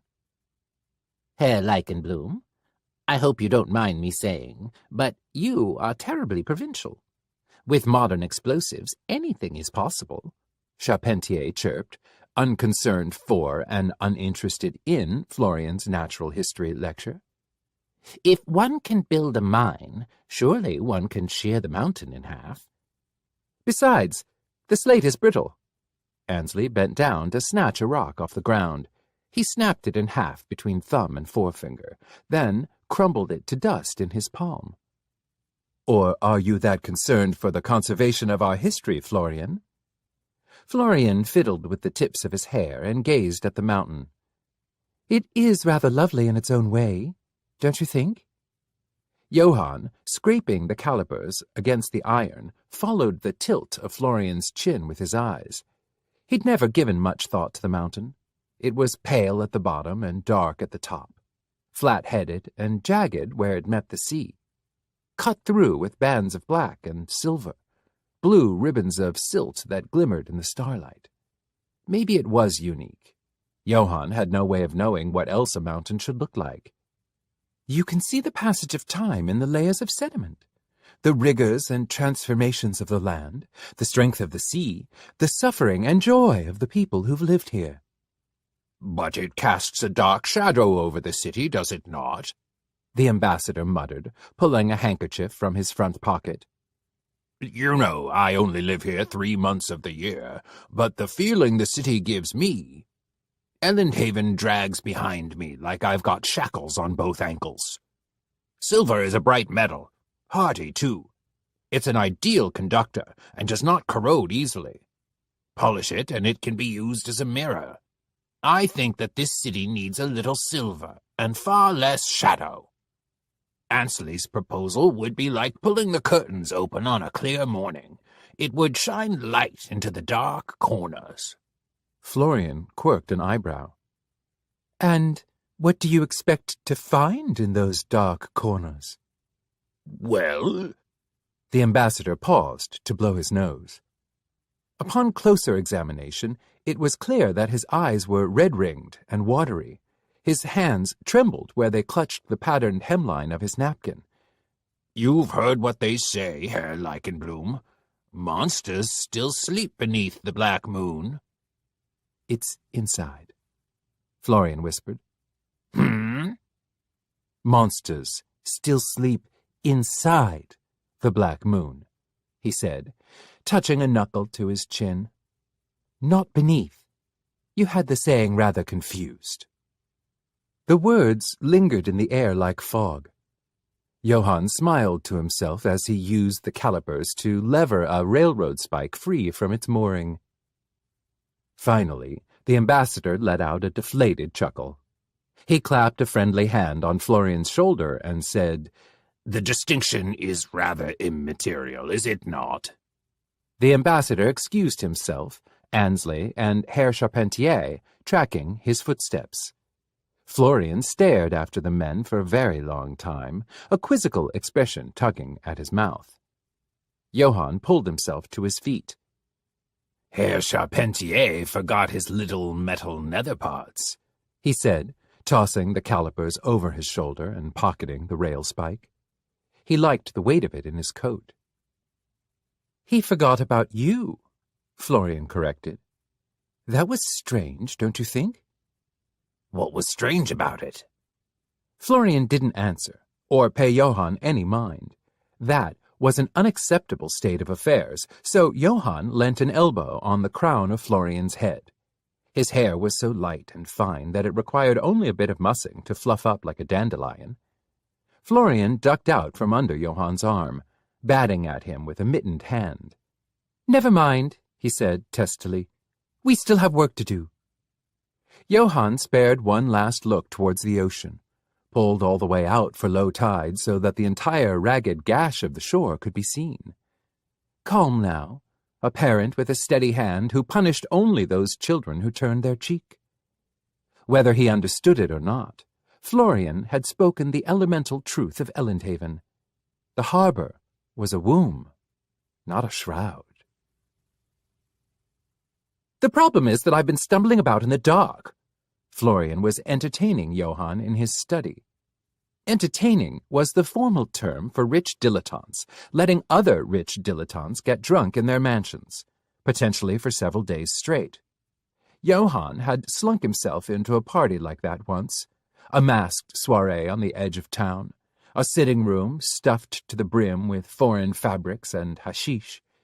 He wondered if that had been Ansley's affair, or an affair hosted by one of Ansley's associates. He couldn't remember seeing Ansley there, but it occurred to him now that he often looked through people the same way they looked through him. He knew the bricks in Elendhaven's most dilapidated streets better than he knew the faces of the gray crowds who trudged through them. For instance, there was a crack that ran from the town square to the gutter behind the whale oil refinery. It was the width of a thumb, 2 fingers deep. It took 10 minutes to walk the length of that crack leisurely, and in spring it filled up with purple weeds and the bloated carcasses of slugs. Once, Johann had gutted a curious barman at the mouth of the street and followed the blood down the crack until it sank into the ground. Johann had been sleeping in Leichenblum Manor for 2 weeks, and Florian had not once offered him pipe or drink. What entertained him was watching Florian hitch himself up on tiptoes to reach the top shelf of his personal library. The motion pulled the cinched fabric at his waist tight, emphasizing his ankles. He swayed beneath the weight of the book he retrieved from the shelf, doing a clumsy little dance across the room before setting it on his desk with a heavy thud. The foundational myths of our culture suggest that magic can do anything, Florian said, rapping his fingers along the front of the book. It was wood-cased, bound with copper twine, and yellowed from age. No inscription. The great wizard barons could control a man from miles away with just a drop of his blood. But not you. No, not me. It's a talent that has to be taught, practiced, and my family burned almost all our old texts. What can you do? I can, he chewed his lip in dissatisfaction, make a suggestion that will most certainly be followed. I can work magic into things that already exist, but carefully. Whenever I use my power, I can feel a great abyss yawning open beneath me. It's the same feeling I get standing at the edge of the ocean, staring into another world that I can touch, but would surely drown in were I to wade out too far. Your parents never taught you how to swim? My parents didn't teach me much of anything. Florian opened the book, licked his thumb to pry the pages open. Apropos of nothing, he asked, "Did you know that silver is used by mage hunters?" What for? Johann was only halfway listening. Florian loved to ramble about arcane materials and obscure theories and his family history, as if he'd never known a person with whom he could hold a conversation about anything unrelated to sums and equations, and the weather. That was not an obscure theory. Johann had plenty evidence to think it true. If I knew what for, I'd have no reason to worry. Are you worried? Johann asked, swinging out of his seat so that he could loom over the desk at Florian's side. You think that Ansley has cottoned on to the fact that you're a wizard? Think he wants to drown the city in silver to flush you out? Florian brushed a lock of hair out of his face and smirked. Nothing that drastic. Besides, Ansley has plenty of silver of his own. The last thing my grandmother did before she died was pawn all our heirlooms to the landed gentry. I'm sure most of the silver ended up in his parents' cellar. You know, Florian, you hold an awful lot of grudges for such a tiny, tiny man. Oh, Johann, Florian tittered. A grudge would suggest that my grievances were unwarranted, but I'm not petty. The scales on which I weigh justice would not be nudged by something so small and petty as a dinnerware set. He trailed off. His hair fell back in his face. You what? Johann murmured, tucking the lock back behind Florian's ear where it belonged. Florian's tone was as lost as his gaze. Don't you feel it sometimes? As if the world wants to consume itself? He shook his head. Cleaving through a mountain that's stood since the days of the All-Father. What's the point of thinking such a thing? That big-nosed nobleman was right. You are provincial, Herr Leichenblum. Florian whapped him on the chest. You've done nothing today but needle me and ask asinine questions. I thought you enjoyed being given a chance to monologue, sweetling. Johann poked the tip of his nose in retaliation and savored how stupid and childish it looked when wrinkled. If you're going to be like that, then at least ask me better questions. Fine. Where specifically do I fit into all of this? What do I owe you for my room and board? Ah, that. Florian hooked his thumbs beneath Johann's lapels and began crawling one hand up his chest. Not sensually. He was counting Johann's ribs. You must have a guess or two. What's the one thing you're good for? Johann thought about that for a moment. Then he peeled off a glove, slowly watching the way Florian watched him with bright, hungry eyes. Not hungry for his flesh, but for what pulsed beneath it. Johann bit into his thumb until it bled. Florian's eyes tracked the blood as it beaded against the hard edge of Johann's cuticle before dripping onto the open book. You want your plague to be unkillable," he said, pressing his wound shut. Spoken aloud, it was obvious. "Old magic is transference," Florian said softly. He smeared the blood down the center of the page. The paper drank it up. "Not addition, not alteration. That's the knowledge we lost when my family burned the old library. If I could figure out how to transfer your essence, well..." Something about the plan scratched at the back of Johann's head. Florian's personality was fastidious, almost compulsive. It seemed odd for him to make a plan with such ambiguous parameters. "That's a little open-ended, don't you think? What happens after that?" Florian huffed. "If you really want to know what it is I need you for, it's this." He produced a list from one of his pockets, waved it in Johann's face. "I've been in dire need of a servant to fetch my groceries for years." Florian's grocery list included a phlegm for bloodletting, a brass screw tourniquet, a bottle of formaldehyde, forceps, an assortment of glass vials with their cork stoppers intact, one tenaculum, which Florian had to draw Johann an instructive picture of, and a bag of candied dates from the general store. Elendhaven's hospital was a featureless red-brick building 3 stories high. Johann entered through the morgue, using the same waste chute he'd used as an exit the few times he'd accidentally ended up the coroner's guest. The phlegm and the fluid were easy enough to nick from the morgue cabinet. For the rest of it, he had to slip into the second-floor surgery suite. It was early morning, and the chilly halls were dark and empty. There was one doctor present, sitting in an open-door office, tapping away at his counting machine, dipping his thumb under his spectacles to dig the mucus out of his tear ducts. Johann slipped past him between clicks of the abacus, twirling his recently acquired forceps around one finger. On his way back to the morgue, he heard a familiar voice drifting up the staircase. "They've not done anything forestall the fever?" Johann stopped in his tracks, forceps jolting to a stop against his wrist, and listened. "Up to conclusions, Herr Ambassador."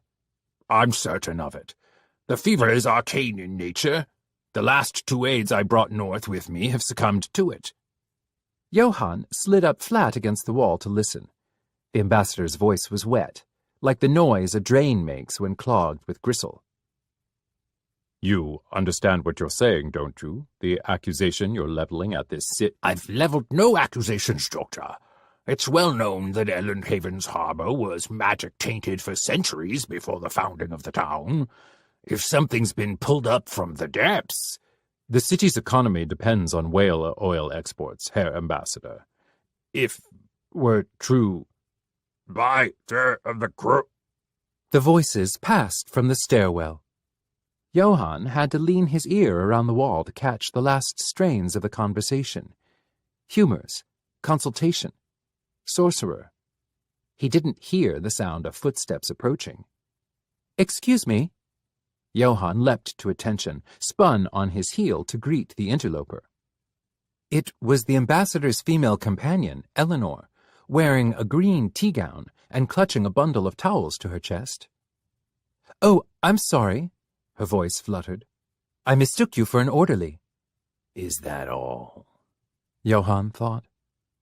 She caught him eavesdropping, and yet her first assumption was that he, and his salt-stained coat, belonged here. He looked her over, intrigued by the way she shrank against her full height. She was practically quailing like a sparrow, and she was tall, even with her dark hair worn down around her shoulders. Johann set his hands on his hips so that he could hide the stolen forceps behind the drape of his coat. The rail spike was still sitting in his pocket. "Really? Are hospital orderlies often known to wear sealskin?" "I do not think so," she answered, utterly and tragically earnest. "But I'm new to Elendhaven. Chopping up bodies is ugly enough work without the particular maladies that plague the north." Johann hummed, running a thumb down the outline of the spike, And what maladies would those be? Frostbite, marine parasites. I've heard there was a plague here not so many years ago. She set a finger to her bottom lip. Have we met before? Up close, beneath the wash of yellow light, Johann noticed that her hands were much darker than her face. She wore grease paint to disguise the hue of her skin. She swaggered a step forward and into a shallow mockery of a bow. We saw each other last week near the town square. I'm Herr Leichenblum's manservant. Something surged through her expression, but it looked far more like confusion than recognition. Of course, she said. Herr Leichenblum. He's peculiar, is he not? I met him for only a moment, but his manner seemed rather contradictory. Oh, she shook her head, as if she had just walked through a sheet of cobweb. I must apologize once again. I'm being terribly rude about your master. Don't worry about it, Johann laughed. You don't know the half of how peculiar he is. He's also extremely particular, about time especially. So... He swept past her, hands in his pockets, brushing the hard metal edges of his makeshift weapons. I should be on my way. He felt her eyes following him down the hallway. He was tempted to turn back to see what face she made when unexamined, but that would look suspicious. I'll see you again at Herr Leichenblum's dinner, she called after him. Johann waved at her over his shoulder. Oh, he called back, grinning at the adroitness of his own joke. I sincerely doubt it. 6. The Black Moon. The restaurant Florian chose for his annual dinner was called Pearl, and it served authentic Norden cuisine. Sticky oysters, purple-shelled crabs, blackwater soup, seal eyeballs in rendered whale fat, the only parts of them fit for eating. These parts were flash-fried and sautéed with caramelized onions and red spice. The wine was so tart and dry that it left an aftertaste of hangover vomit. Before the dinner, Florian had dressed Johann with calculation. "Have you ever noticed," Florian asked him, "that when you walk down the street, people do not pay you much mind?" Johann moved uncomfortably beneath Florian's deft fingers on his coat buttons. His arm was still sore from where Florian had put to use the fruits of his little shopping trip earlier.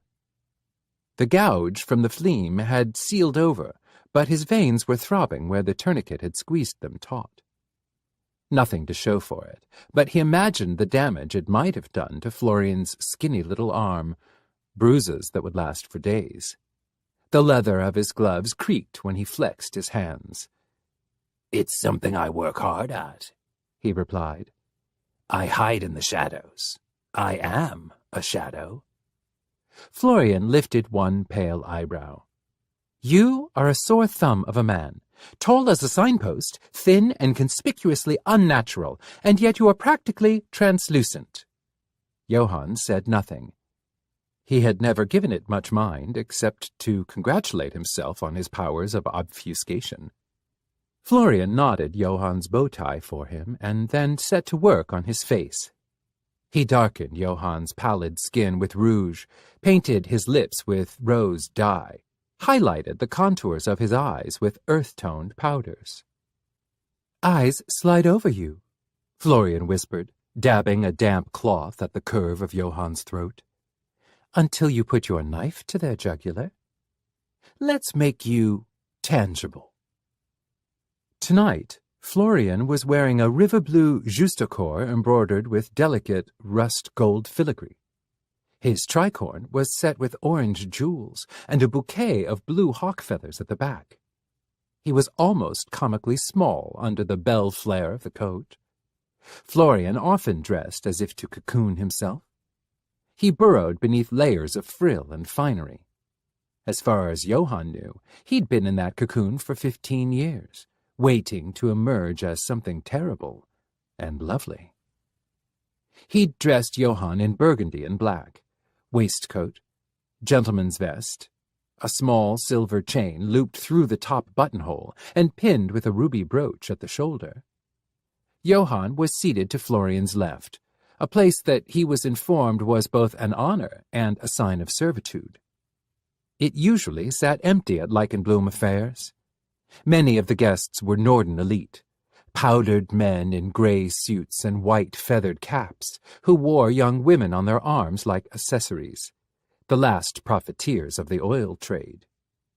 In contrast, the Suden and Mittengeld ambassadorial staff wore bold colors, magenta and lime silks, diaphanous scarves with intricate flowers stitched against the grain of the fabric. To demonstrate their mastery of the trade routes, Florian explained in a whisper as the guests poured in. You couldn't get pink or pale green dyes in the north if you sold your children for them. Florian introduced Johann as his bodyguard.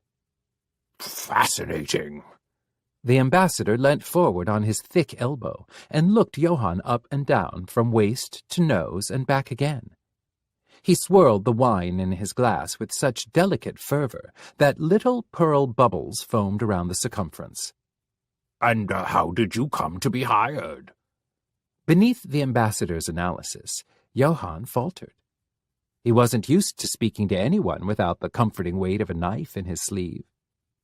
He glanced at Florian for assistance, but his master was engaged in demonstrating the proper evisceration of a crab to some narrow-boned foreign woman in a dark green floral gown.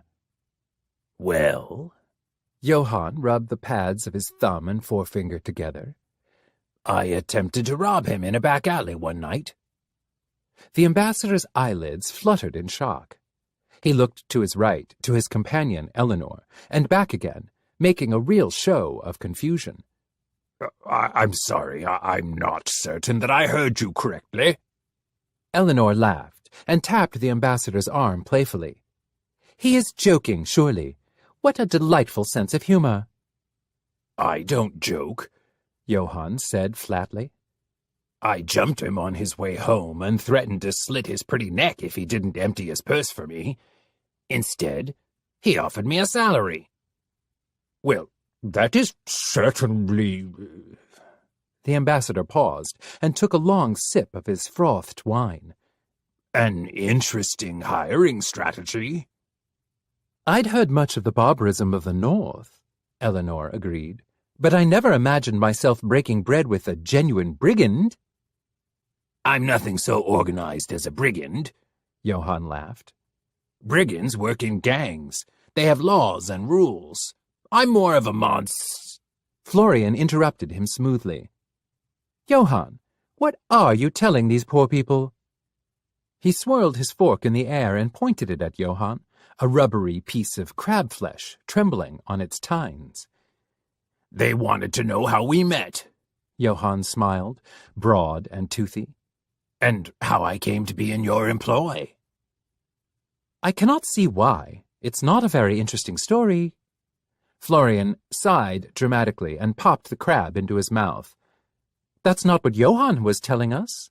Eleanor clasped her hands together. He said that he tried to rob you. Well, yes, but as you can see, he did not make a very efficient enterprise of it. And what, Herr Leichenblum, is your side of the story? The ambassador poured himself another cup of wine. Hardly as engaging as you seem to be imagining it. Johann was an uneducated cobbler who'd recently lost his job. He made a desperate jab at my purse strings, and I decided to take him on as charity.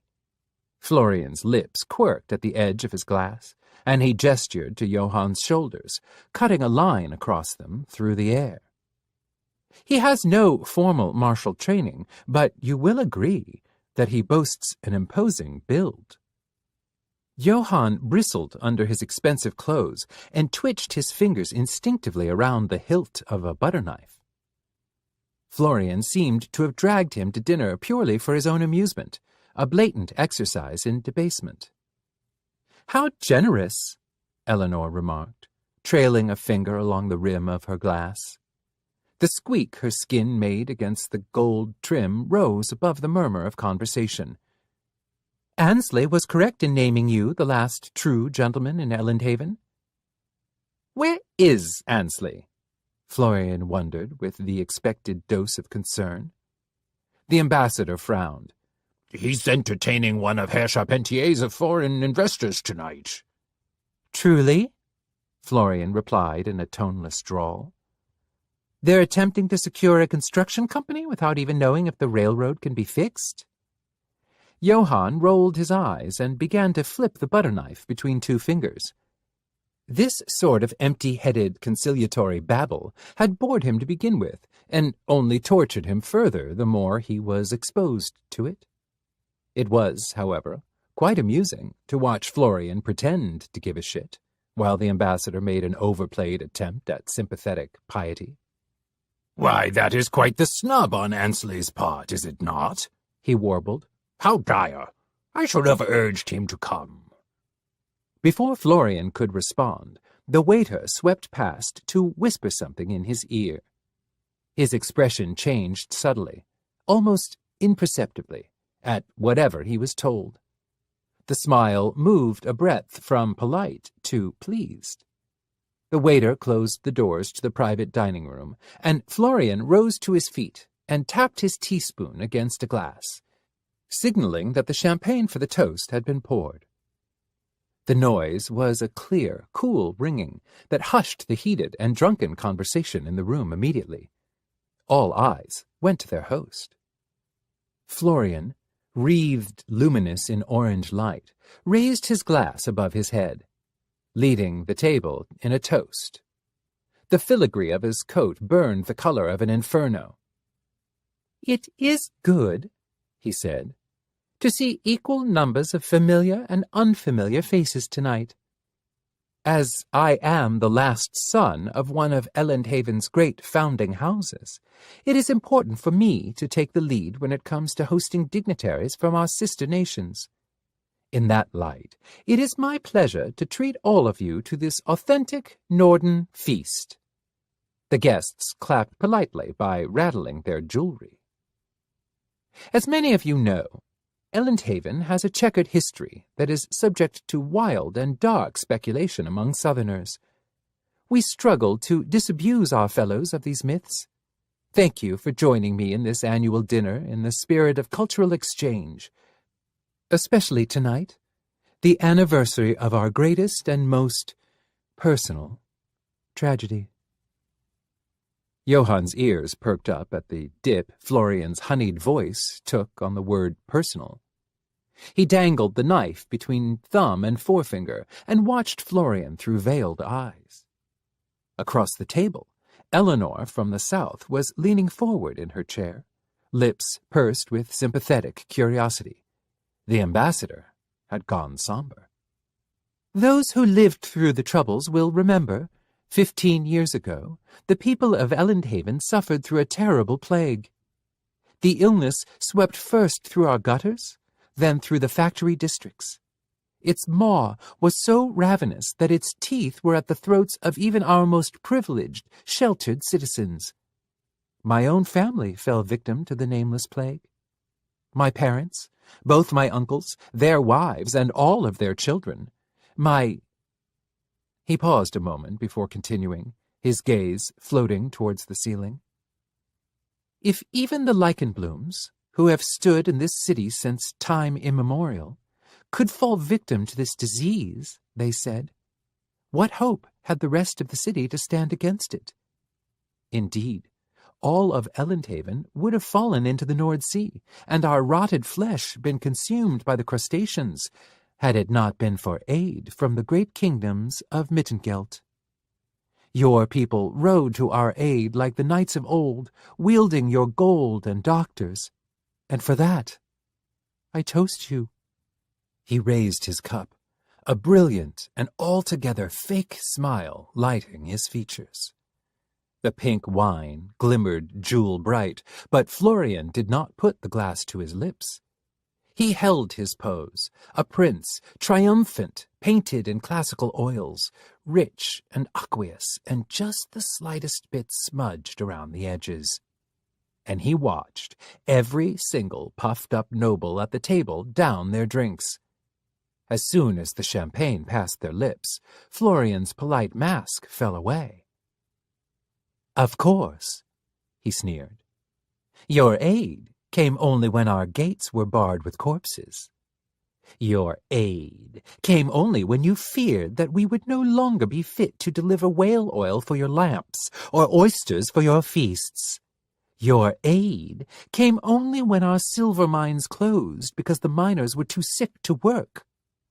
You came to save us only when you thought you might own us in return. And now you come running back when it looks as if the mines may flourish once again." Johann eased back in his chair and watched the faces around him twitch, first in confusion, then in outrage. The silk-drenched man to Johann's left sputtered into his ascot, but no words formed on his lips. His eyes rolled back, and he fainted, face first, into his soup, splattering Johann's coat. The Sudengelt ambassador was panicking, eyes darting wildly as his compatriots began to flinch and vomit. Eleanor swayed in her seat and slumped onto his shoulder. Florian fished out his napkin and leant forward to wipe the foamy spittle from the ambassador's mouth with a kindness that might have been sincere. "I am a brother who loved," Florian said, "and I can attest that there is no brotherly love between Elendhaven and the South, or the Old Kingdoms. For the true sons and daughters of Elendhaven, our mother is the sea, and our sister is the winter. We stand alone at the edge of the world, as I stood alone atop the corpses of my family. When you go forth from this city, you will bring the same ruin to your people that you allowed to befall mine. I am Hallandret's favorite son, and I will devour your bones as surely as she does when her unloved children are cast into the ocean." When the last man fell unconscious, Johann stood and clapped. "Encore!" he shouted. Florian shot him a flat look. "I didn't know you were a lyricist, Herr Leichenblum." "Don't start." "You don't expect me to believe that you said all that off the cuff. You've been practicing that for years, haven't you? Perhaps in the mirror?" Florian ignored him. He was unpacking needles and vials and cloth. "Make sure the door is locked. We have work to do." While Johann locked the door, Florian swirled about the room and tapped various guests on the top of the head as if he were playing duck, duck, goose. "Take their blood," he said. "Want me to swipe their gold rings while I'm down here? I know a few ways to make a man piss himself while asleep." "I told you not to start." Johann did as he was told and retrieved the blood from Florian's chosen subjects. Across the room, Florian was holding a vial of cloudy gray liquid up to a candle, brow furrowed. "What?" Johann pressed down on an unconscious courtier's vein to slow the bleeding. "Exactly are we doing again?" "Honestly, Johann, do you listen to a word I say?" Florian sighed. "I'm doing what I've promised. I'm going to show you what the plague does. I've several strains to test, and just as many willing test subjects." Into the half-sipped champagne glass of every second guest went a drop of plague. When the work was finished, Florian went back to his seat and held his own glass aloft. "One final toast," he said, and hit his spoon to the glass rim. At the sound of the chime, the nobles began to wake, pulling themselves to consciousness like newborn calves, stumbling into the morning light. The man who had fallen in his soup shook the oyster meat from his beard as if nothing unusual had happened. The ambassador groaned into his palm, his eyes scrunched up with all the telltale signs of a hangover. "As was the first toast, the last toast is to you, who have so enthusiastically celebrated with me what is usually a dark mark on my calendar. Thank you, sincerely, from the bottom of my heart." This time, Florian tipped back his glass and drank the champagne. So did everyone else in the room, except for, Johann noticed, the fair Eleanor, who simply twirled the thin spine of her glass between her blunt fingers, a strange expression on her face. The party wound itself down soon afterwards, the consensus among the courtiers and politicians being that the wine had been so strong as to cloud their senses. "A wild dinner party," said one, "for such a dour occasion." "Is this how tragedies are always celebrated in the north?" wondered another. Florian instructed Johann to show the guests out. Johann unlocked the door and stood straight-backed, doing his very best impression of a footman and trying not to smile. As she passed by, Eleanor, carrying her high-heeled shoes in one hand, a jewel-studded purse in the other, stopped for a moment. She stared at Johann hard for several seconds as she swayed on her bare feet. "Can I help you?" he asked. She blinked, and something lit in her dark eyes. She opened her mouth as if to speak, but seemed to think better of it. Instead, she shook her head and dipped down to slip back into her shoes. Johann watched the shape of her stumble her way towards the front of the restaurant. When the door to Leichenbloom Manor slammed shut, Florian began laughing. "I can't," he hiccuped. "I can't believe that it worked. I waded neck-deep into the abyss, and I took hold of it. I wielded it like a tool." He spun into the drawing-room, with his arms flailing wide, and fell into his favorite armchair. He kicked out one slender leg and rubbed his palm over his eyes, failing to stow the tide of his mirth. Johann leant against the door and watched his employer with veiled fascination. Florian, radiant, was almost a different man from the dour, sharp-tongued businessman who went to and from the manor each day. Unhinged and cackling at his own wit, his hair mussed and his cheeks spotting red, he looked half his age. He looked softer, more breakable, like a child who had never been kissed, never been smacked with an open palm. "How long will it take them to die?" Johann asked. "Oh, who knows? That's the delightful part, don't you think? This is only my trial run. Who can tell how it will unfold from here?" Florian's fingers fumbled on the top button of his coat. His hands were shaking and blue at the tips, numb and clumsy from too much sorcery. Johann crossed the room in 3 easy strides and knelt at Florian's feet. "You complain about people treating you like a bauble, and you can't even undress yourself." "Shut up, Johann," Florian said, but he dropped his hands and surrendered his buttons to Johann's long fingers. "So you had a sibling?" The muscles in Florian's shoulders went tense, and Johann felt his heart quicken under his fingers. "Don't get worked up, Florian. I'd already snooped around enough to guess at such a thing.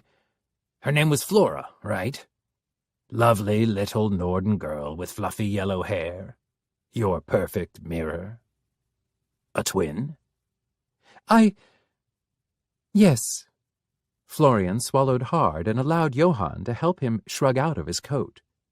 "You've guessed correctly, but I don't say her name, and neither should you." "Why not?"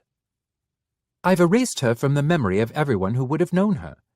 If you said her name in the wrong company, it would—" Florian's good mood had evaporated. He made a frustrated noise in the back of his throat and set the sole of his left boot on Johann's chest. "It is better that Elendhaven forget the particulars of how my family died. Help me out of my boots." Johann ran a thumb along the curve of Florian's delicate ankle. "Only if you explain yourself," he hummed, looking up at Florian beneath the shadows of his hair. "Nonsense. Oh, don't be difficult, Johann. I've already explained more than you're owed." Florian ground his heel into Johann's collarbone, but he was not nearly strong enough to inflict any harm. Johann caught his foot by the heel and pulled it to the side. He began unlacing the boot with a grin. "Come on, Sugar Snap. You want to tell me. You've never told anyone about this, have you? I've whispered it to the dark, Florian hissed, which is the only confessor I need. I am the dark, Herr Leichenbloom. You can tell me anything you want. Is that supposed to impress me? Don't pretend that your melodramatic ego isn't flattered by the idea that I might exist to soothe your broken psyche. Johann smoothly slid off one boot and began to unlace the other. Florian sighed and covered his eyes with the back of his hand. My father caught the plague first, as he was always visiting the textile mills. He liked to envision himself as the sort of manager that peasants admired, that they spoke of fondly to their children. Ah, Herr Leichenbloom is so kind, darlings. Today he slipped a silver coin into my palm when he saw that my knees were shaking. He smiled at me when he told me I couldn't leave work early, even when I coughed blood onto the sleeve of my tunic. He was the first noble in Elendhaven to get sick, so of course everyone thought— Florian laughed darkly to himself. What did they think? My family was once known to be filthy with powerful sorcerers. My house was founded in the Dark Ages, when magic was the key to power. Of course, after so many generations of intermarriage with other noble houses, our magical blood began to sour. But stories still propagated about our household. When my grandmother noticed her first son show signs of arcane aptitude, she picked him up by his chubby little legs and dashed his head against the stones in our garden. She told me this story proudly. Told me that she scrubbed his brains from between the grooves of our back step herself. Still, when my father's skin began to blister, people began to talk. Johann undid the silk bow at the top of Florian's boot and dipped his thumbs under the lip of the leather. They blamed the Leichenblooms for the plague.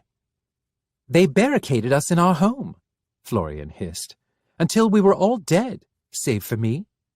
On the mere suspicion, the absolutely baseless suspicion that one of us might have been a sorcerer. Well, I decided that if Elendhaven wanted to see a magical plague so badly, I would do my best to show them one. And I see no reason to stop there. The landed gentry, the emissaries from Mittengeld, the southerners who stole our futures and picked our bones, no one is blameless. The suspicion wasn't baseless, though. One of you was a sorcerer. Johann trailed his fingers down the back of Florian's silk stocking as he pulled his leg free of the boot. They weren't wrong. Florian reared up in his seat, furious. How dare you? It's funny.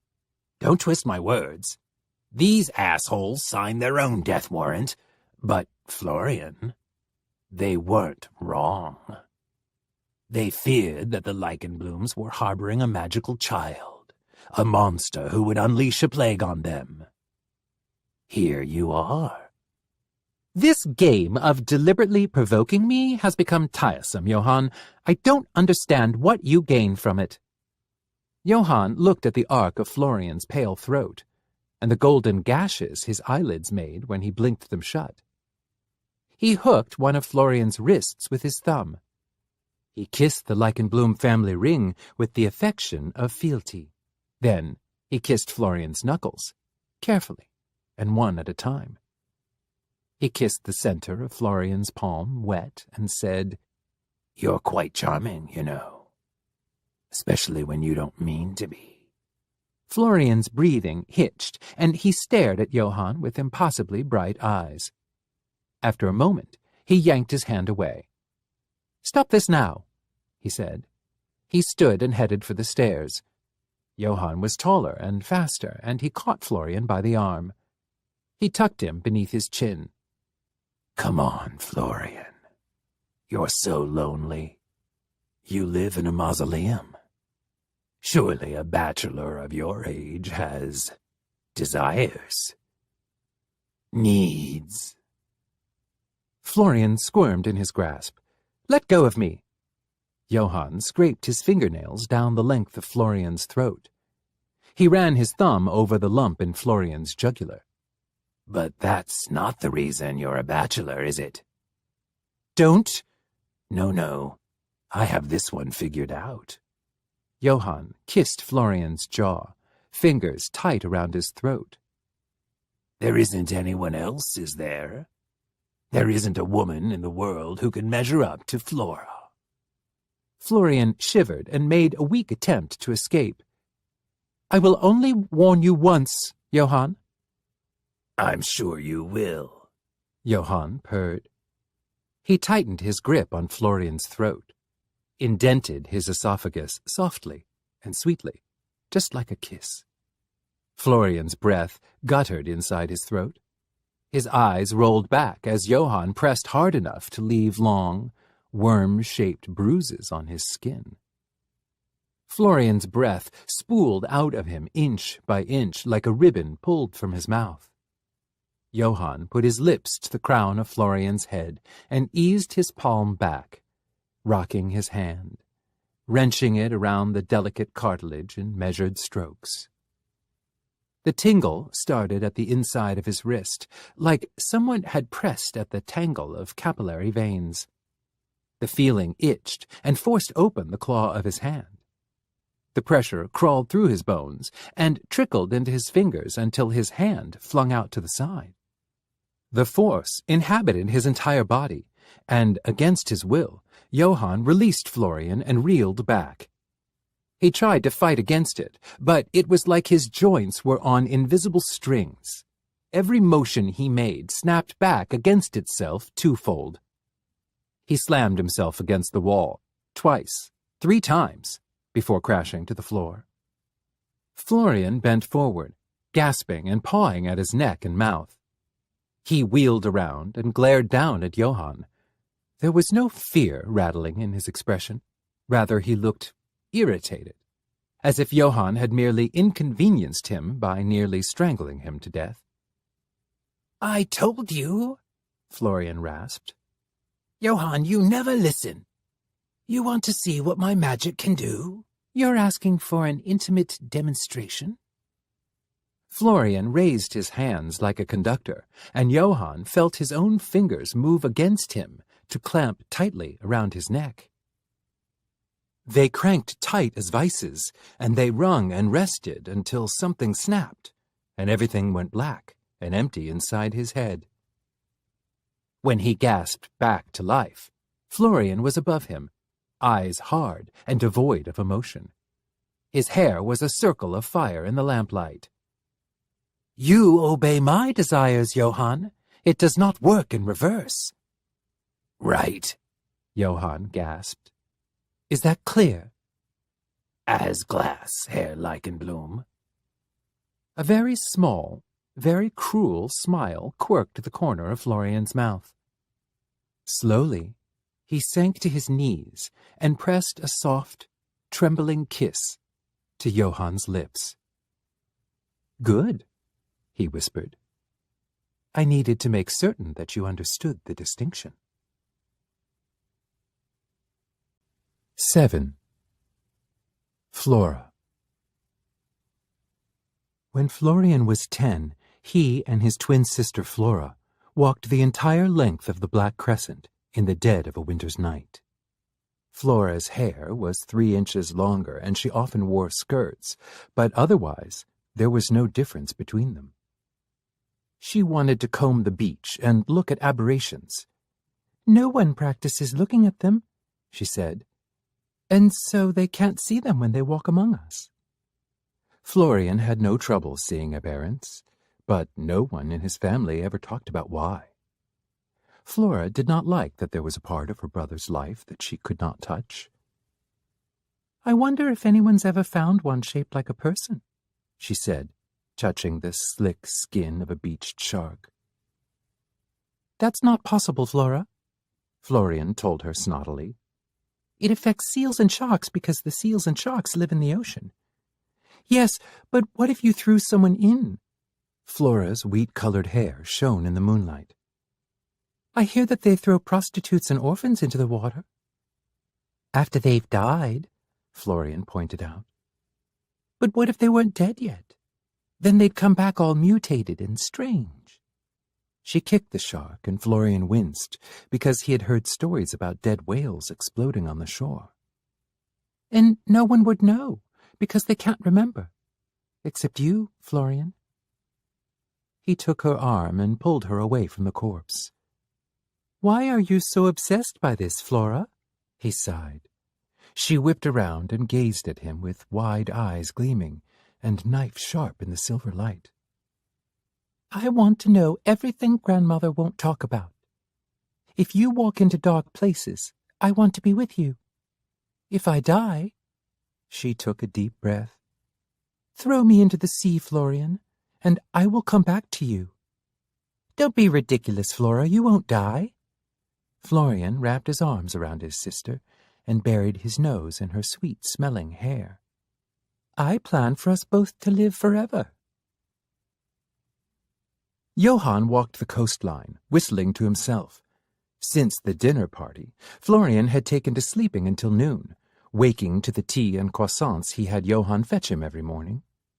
He wasn't polite about it either. Florian hadn't had servants since he was a young boy, but Johann suspected he'd treated the help poorly as a child, too. Surely he was just as rude and puffed up then, all self-righteous in plaid overalls and silk ribbons. The thought made Johann chuckle, and he ghosted the tips of his gloved fingers across the length of his neck. Of course, he did not bruise or scar, but the memory of the wound remained like a collar. A woman stood where the shore began to curve. She was dressed in a long brown coat, and she had waded ankle-deep into the black water. As Johann approached her, he recognized the glass-sharp cheekbones and the night-colored hair. It was the southern woman, Eleanor, for once off the arm of her ambassador. She wore no grease paint that morning, and her thick hair was pulled over one shoulder in a loose braid. She did not turn to look at Johann as he passed her. Her eyes rolled to the side before her attention returned to the horizon. Johann remembered what Florian said about him, tall as a signpost, practically translucent. So he stopped, picked up a large, round stone, and threw it into the water. In the silence of a windless morning, the sound was loud as a musket. Eleanor gasped and turned to him. "Wakey, wakey," Johann said. He grinned, tried to look charming. As he looked at her now, without all the glamour and pretension, she was really quite beautiful, with her long, narrow face and her russet skin. Without the artificial coloring, the natural darkness of her eyes and lips was apparent. Johann thought her Florian's compliment, this mature and poised statue of a woman who minced and tittered falsely. She tipped her head and examined Johann with a piercing gaze. "Excuse me," she said, "but have we met?" Johann almost replied, "More than once, you stupid bint," but thought better of it. Instead, he said, "You know the water is poison. You'll catch something nasty if you stand in it all day, even in your boots." Eleanor brushed her braid over one shoulder and took 2 steps back onto the shore. "Ah, I see. I'm from the south, much farther south, than the Mittengelt provinces." "The colonies?" Johann ventured. He'd heard of the southern colonies in the papers, but they were so far away that they might as well not exist. Who could imagine a land with no winter?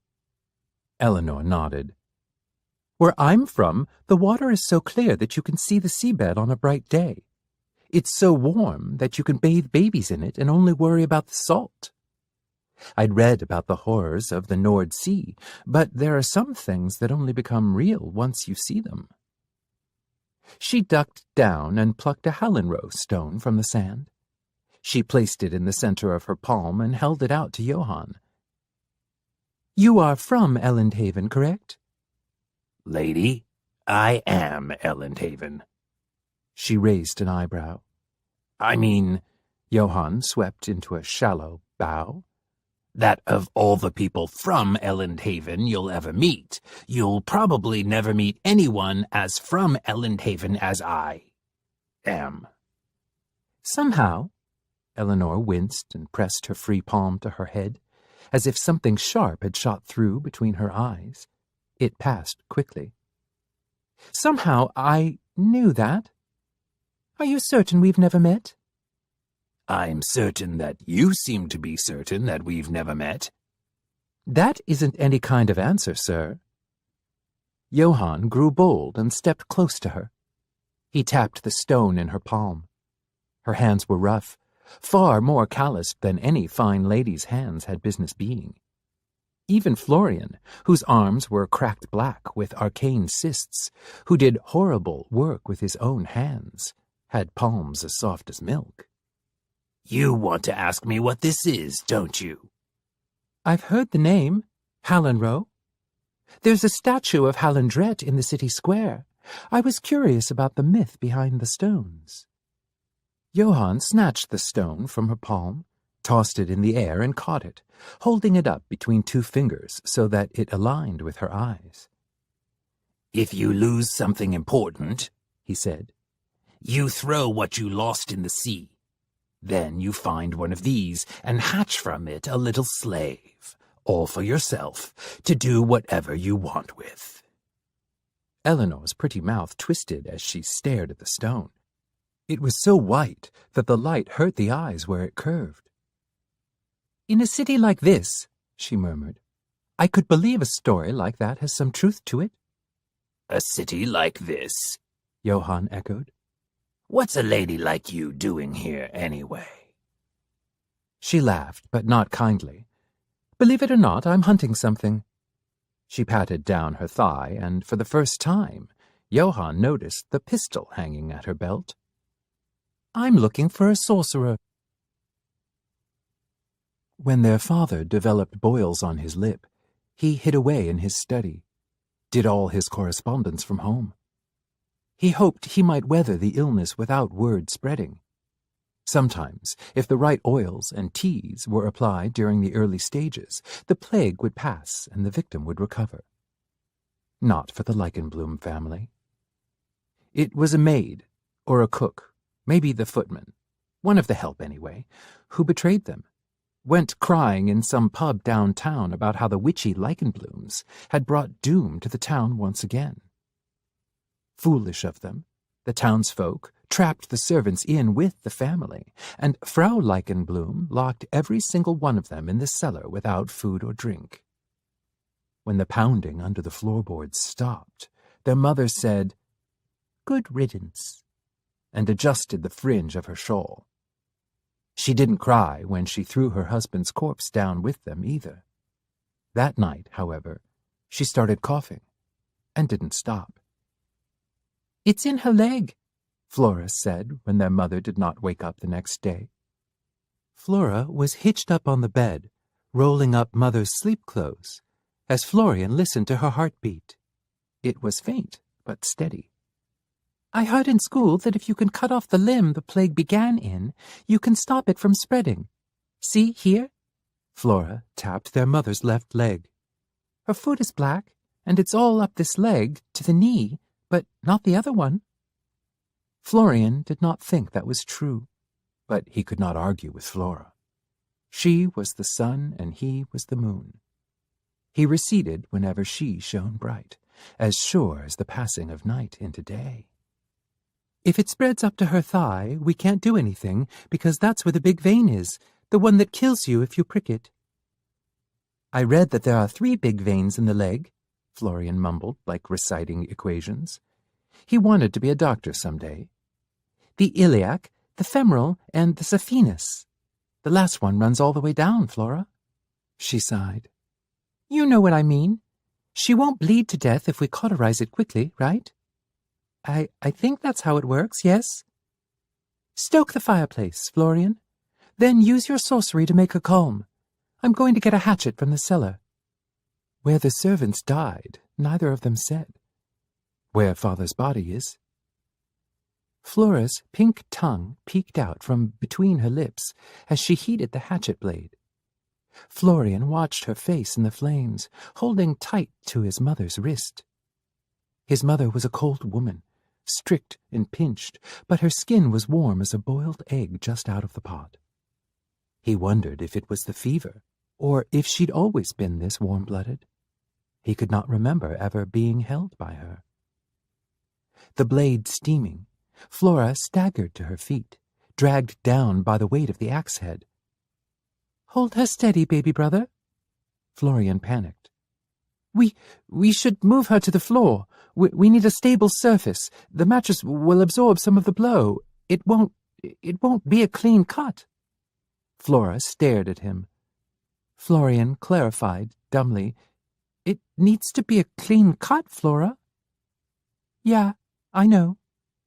As Flora's brow creased and the axe blade cooled, Florian took hope. Maybe Flora would change her mind with so many obstacles. Okay, take her shoulders, I'll get her feet." Of course, she wouldn't change her mind. Flora was so stubborn it was an affliction. They moved their mother to the floor, and Flora took the hatchet back to the fireplace, just to be safe. It was too heavy for her, so heavy that it took her 3 tries to raise it above her head. Florian held his mother's hand tight enough that his fingernails drew blood. She began to stir from exposure to the hearth's heat and the pinch of her son's desperate grasp. Florian tried to focus his power, to flood her mind with calm. But how could he make her calm when he was falling apart? In the moment the hatchet dropped, her eyes flew open. It was not a clean cut. The hatchet stuck in the tibia, and Flora was not strong enough to tear it free. Blood burst up from the saphenous vein in tall ribbons that throbbed in time with their mother's heartbeat. Fast, like a caged butterfly, then slower and slower. The first spurt caught Flora in the eye, and she fell back on her bottom. Their mother screamed at a terrible, ragged frequency. It was an animal noise, the kind of noise a human can only make when they see the other side of the abyss. Flora was shouting too. Florian, do something!" He did the only thing he could. He put his hands on his mother's face and used his power to burn the inside of her skull to ash through her eye sockets. He had never used magic so freely. It tore through him, rippling beneath his skin in sharp, cruel waves. He screwed his eyes shut, bit the inside of his cheek, dug his fingers so hard a thumb slipped into her eye socket.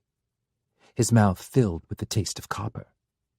It stung like a burst poxmark, made his veins feel like they were filling up with boiled mercury, hot and vicious and deadly. When Florian pulled back, his mother looked calm, pristine, except for her black eyes. The stream of blood became a trickle. She was already dead when we came to see her, Florian thought. We offered her a mercy. She didn't go slow like Father did. She would have hated to go like that. It was important to Mother to be beautiful. When Florian looked up, he saw that Flora's bedclothes were all askew. The clasp of her nightgown had fallen open, to reveal a black scab in the hollow where her neck dipped in to meet her collarbone.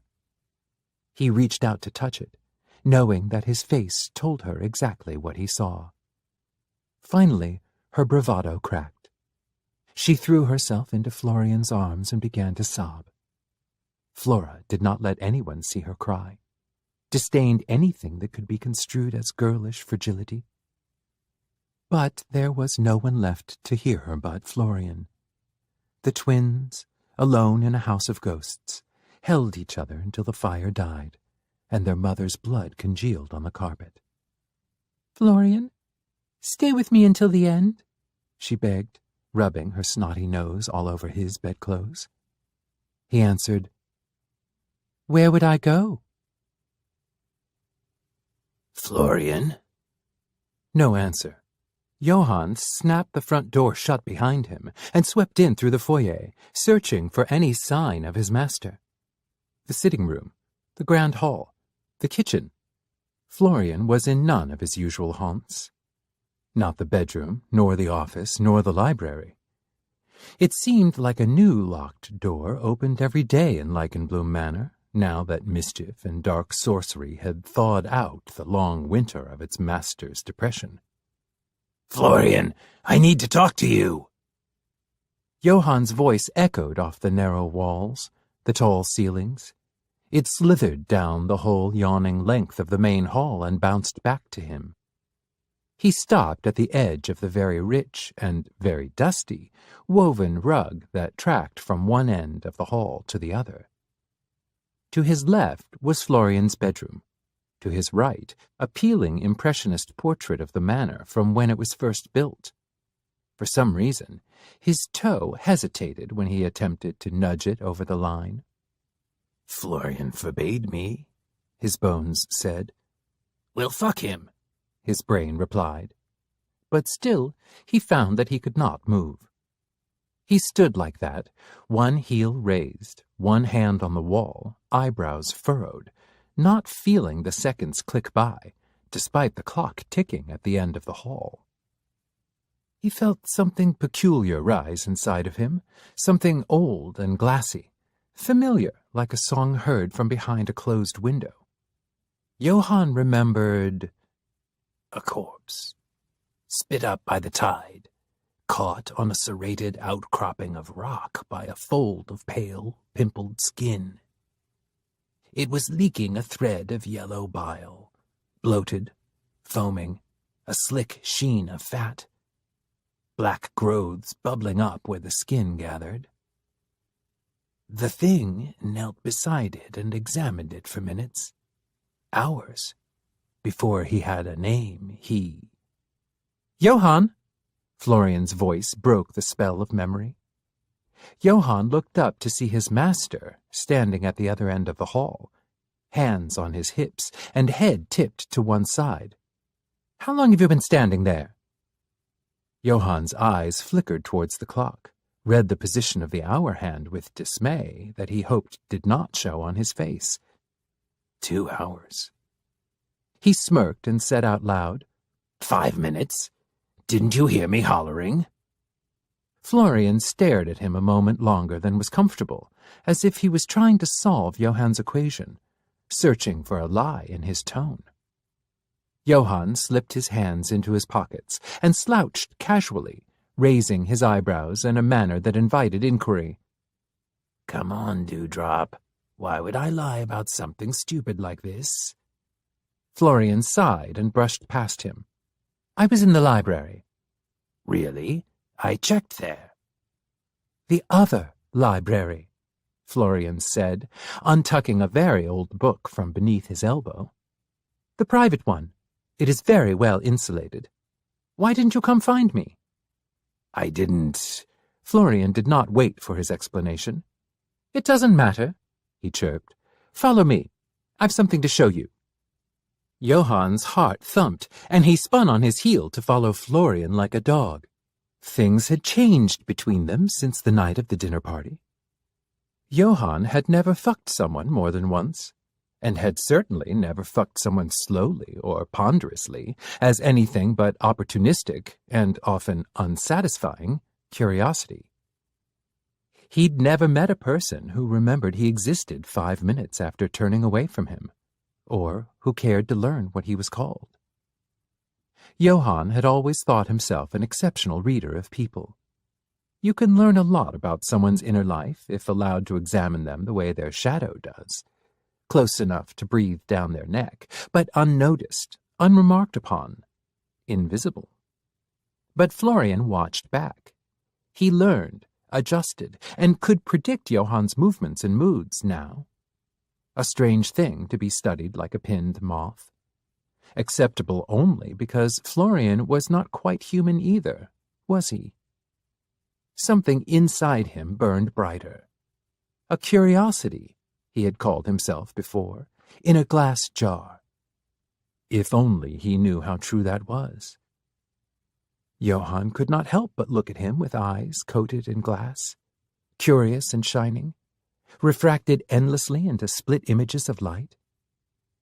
Was this what it meant to know something else's name?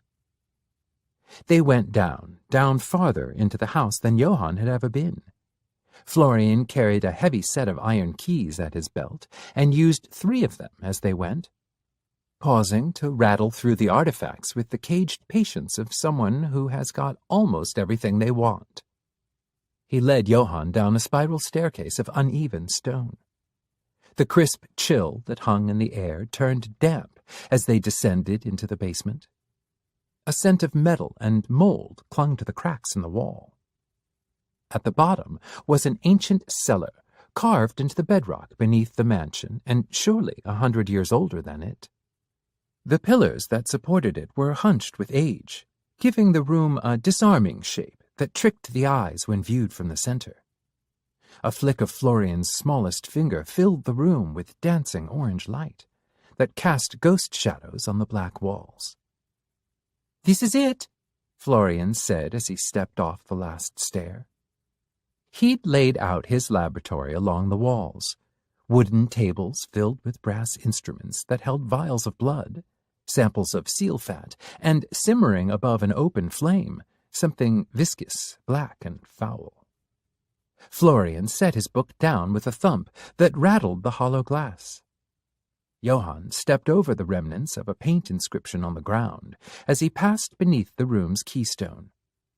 His eyes traced the edges of the drawing, trying to divine its shape.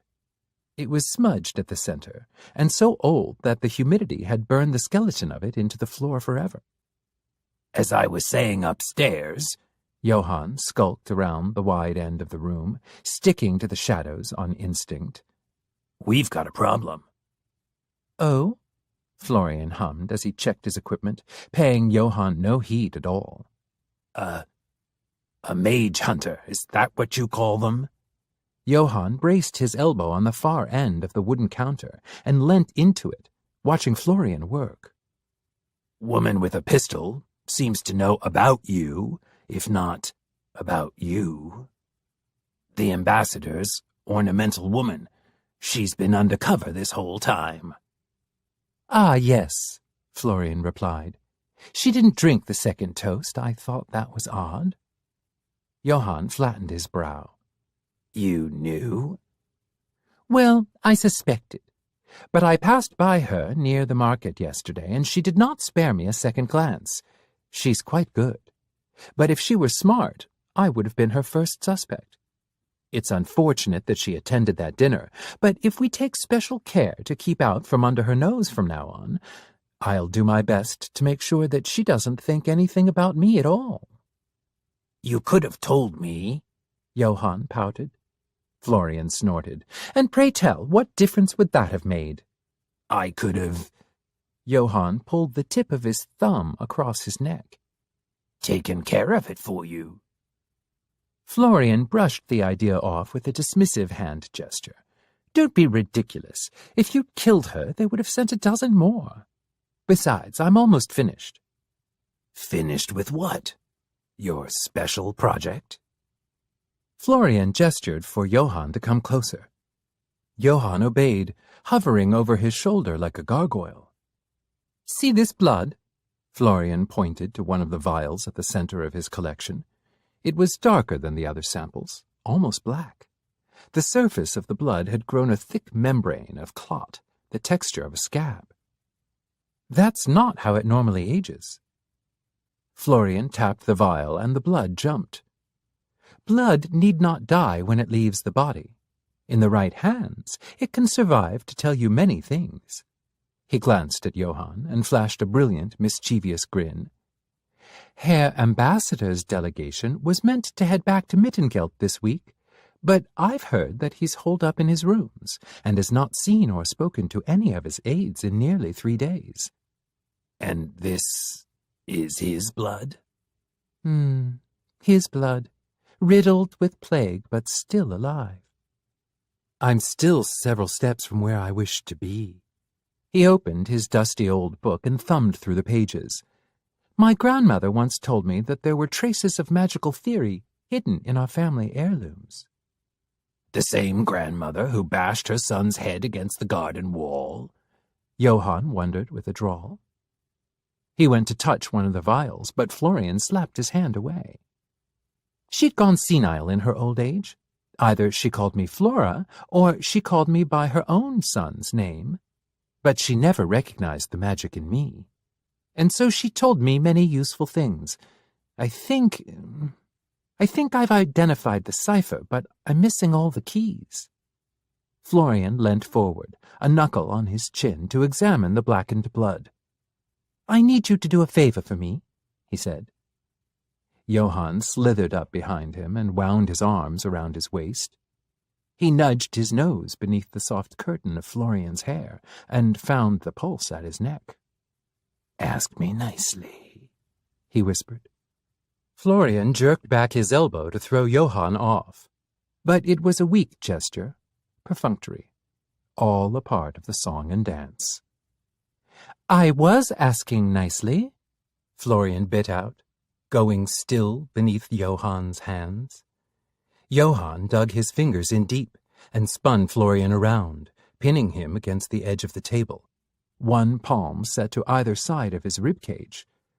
The vials rattled violently. Nicer, then. Johann dipped down to kiss him, relishing the way Florian still trembled a little, entirely unbidden when they were close. Florian turned his mouth away. Don't, he stuttered. Don't, the glass will break. Well, that's entirely in your hands, isn't it, Sugar Snap? Johann purred, brushing back Florian's hair. Nothing gets broken if you don't struggle. The words sat between them for a few moments. Florian met his eyes steadily, a defiant set to his jaw that didn't reach the rest of his face. He didn't pull away when Johann tried to kiss him this time. He opened his mouth under it. Johann bit into him, devoured him. Florian hooked a hand around his neck and fumbled the other one into his pocket as Johann slipped his long fingers beneath one knee and hiked him up onto the work table. I told you to mind the glass, Florian hissed between kisses. Johann slammed his hand down beside his thigh, pushed the ancient book aside to make room.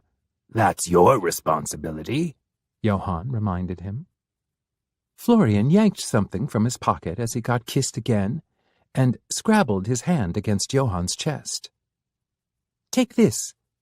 Johann pulled back, but not far enough to cool the breath between them. He snapped the object from Florian's hand and looked at it.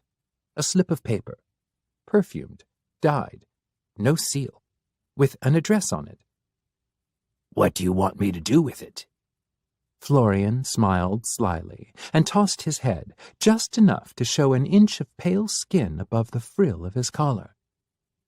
I want you to fetch me back grandmother's silverware.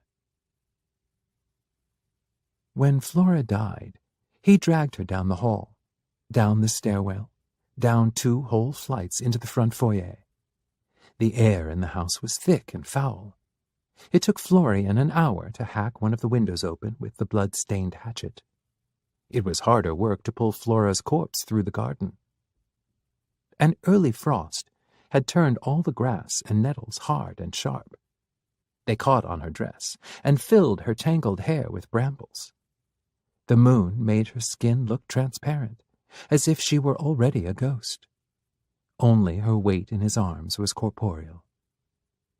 In children, the blisters formed mostly on the chest and stomach. They rarely climbed past the collarbone.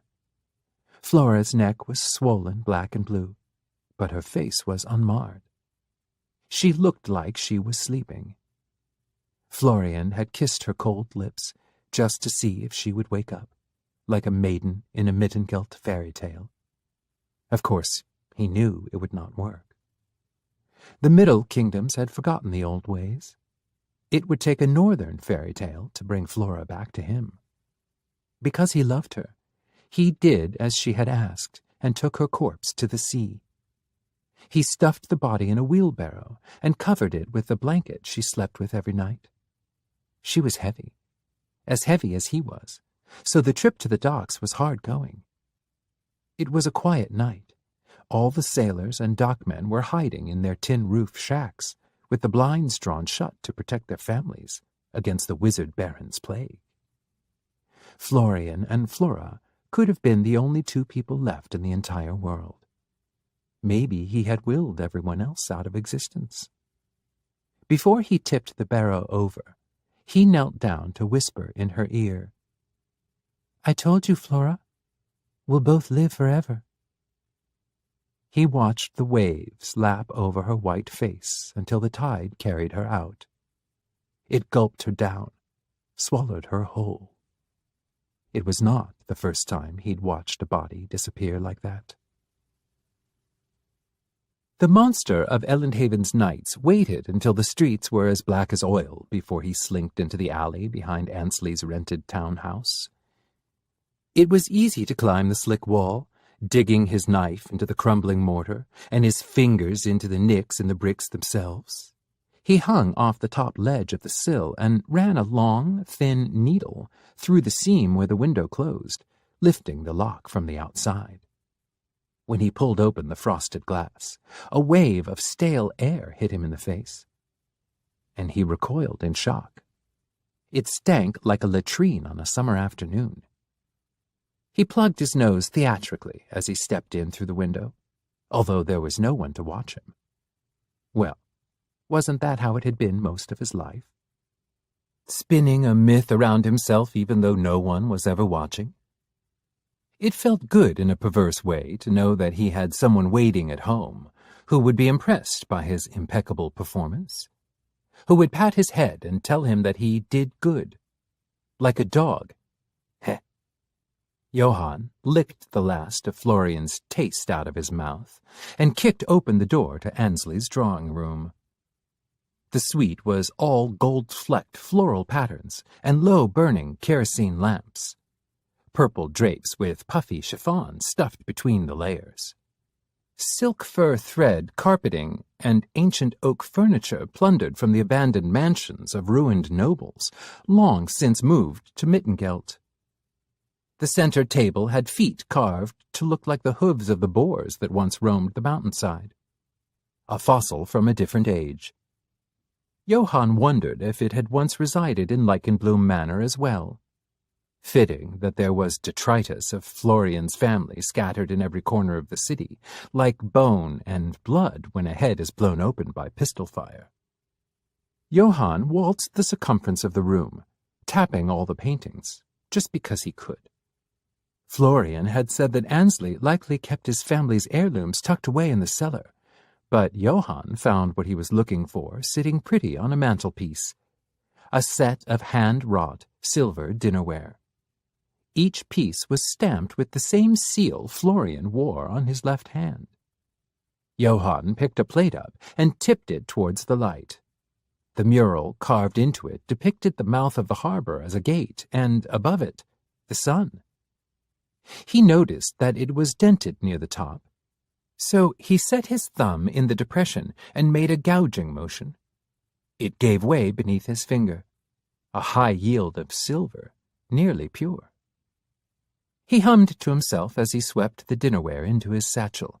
Quick work, and easy, too, but on his way back to the window, something stalled him in his tracks. A tow of curiosity as strong as the tide at daybreak. Why did Ansley's impeccably decorated house stink worse than a beached seal? He remembered something Herr Charpentier had said the day they met.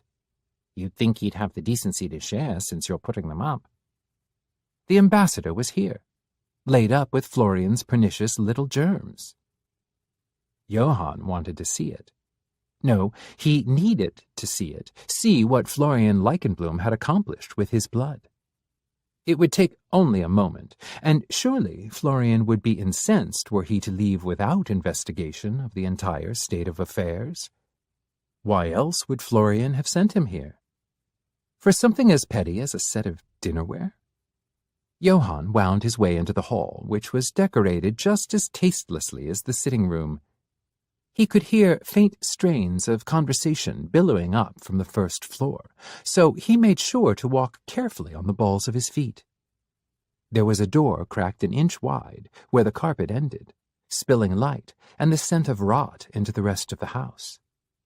Johann eased the door open with his palm and slipped in. It was a guest room. The guest, all trussed up in the four-poster bed, curtains drawn shut, incense burning at the four corners of the room as if that could mask the stench. Johann breathed it in. Perfume, rot, body odor, and piss. No shit, though. Johann knew what a corpse smelt like, and what a corpse smelt like was a blood-logged ass soaking in the decayed offal matter of its last 3 meals. He pulled the curtains open with a sprightly flick of the wrist. "Rise and shine, Ambassador!" The ambassador did not respond. He had a fat hand clutched at the neck of his bedclothes. The sweat-stained cotton was a poor mask for his sickness. The dark plague blisters showed through the fabric, little black islands of disease scattered from his neck all the way down to his pelvis. "Well, well, my darling dear did a real number on you, didn't he? Fucking look at you. Absolutely disgusting." Johann made a clicking noise with his tongue. That brought the ambassador to his senses. He blinked his eyes open and turned his head to stare at Johann, glossy and half-present. There was already white filming over his sclera. His tongue was swollen up so big that it lolled out of his mouth. He moved his lips to no avail. "Oh yes, my delicate snowflower Florian fucked you up real good. I'm sure you heard all sorts of terrible things about what dwells in Norden, but you never thought you'd fall under the unforgiving eye of its avenging angel.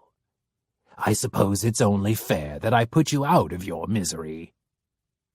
It was only fair to dole the duties out this way, for Johann to wipe away the refuse Florian cast behind him, to keep those dainty little hands unmarred by the scars he was raking into Elendhaven raw.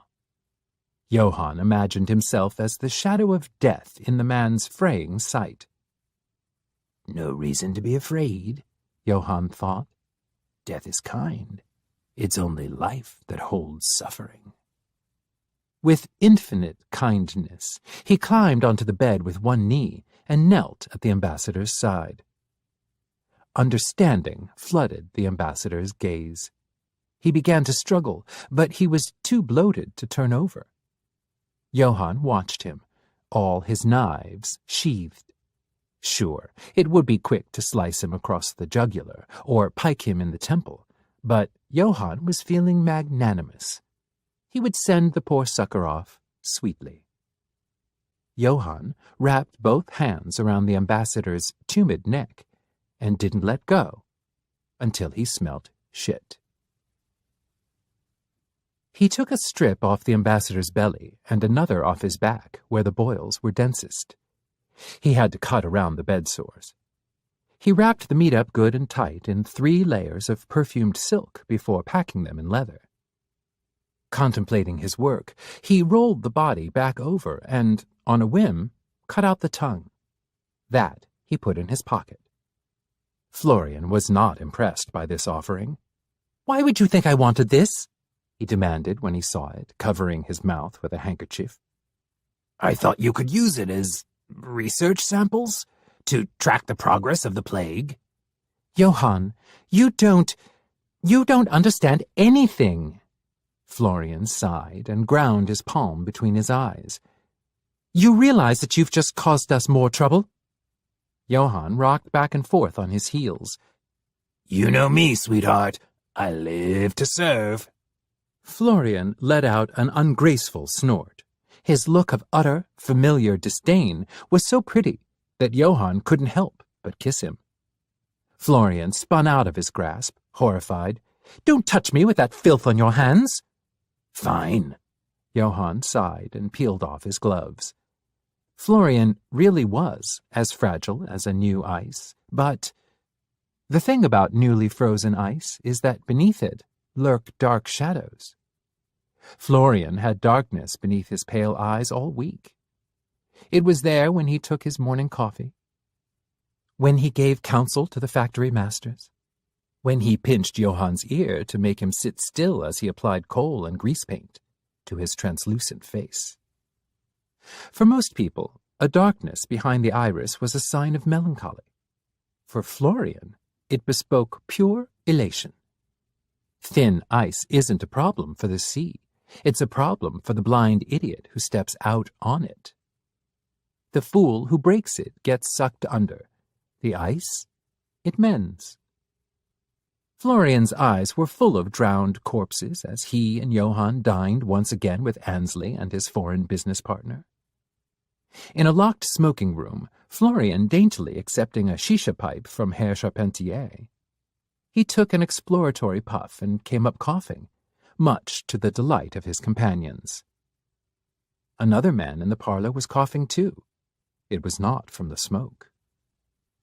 "A shame what happened to the ambassador," said Ansley.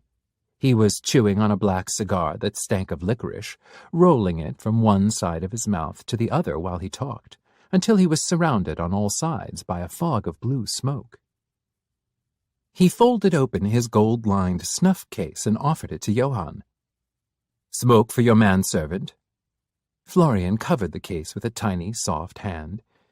"Johann doesn't partake on the job."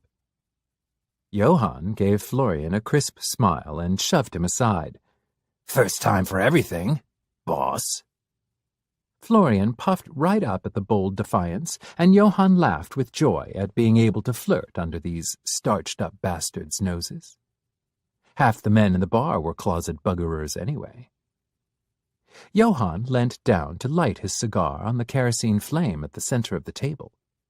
A shadow crossed over him as he inhaled. Eleanor, coming to sit in their booth.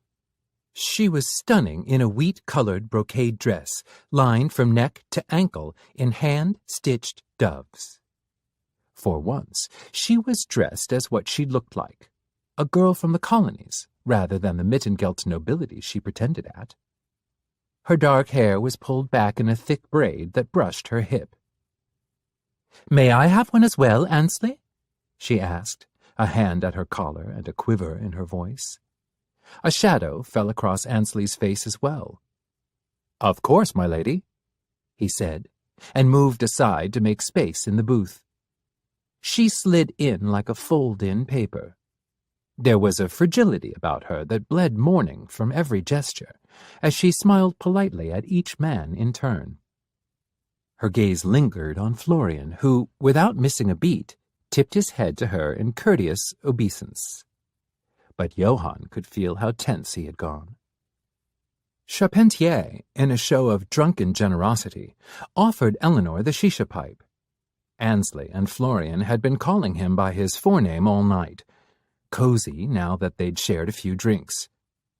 Gillet, or Gillette, something like that. Maybe he hailed from Gillet?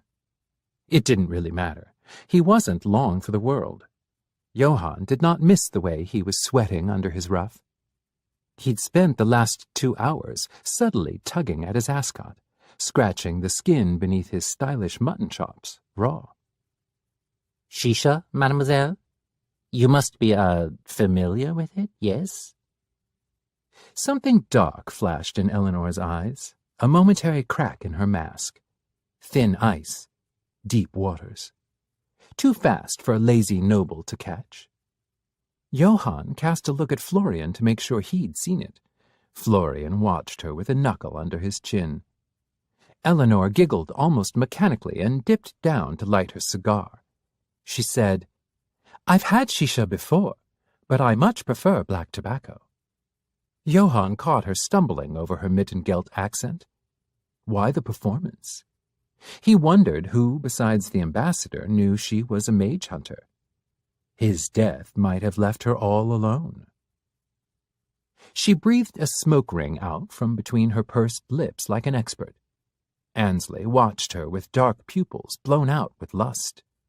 Well, that, and the something extra laced in the shisha, some drug Charpentier had brought north with him, they were all feeling it by now. "I'm very sorry about—" Ansley coughed, adjusted his silk tie. The cigar made its journey to the other side of his mouth.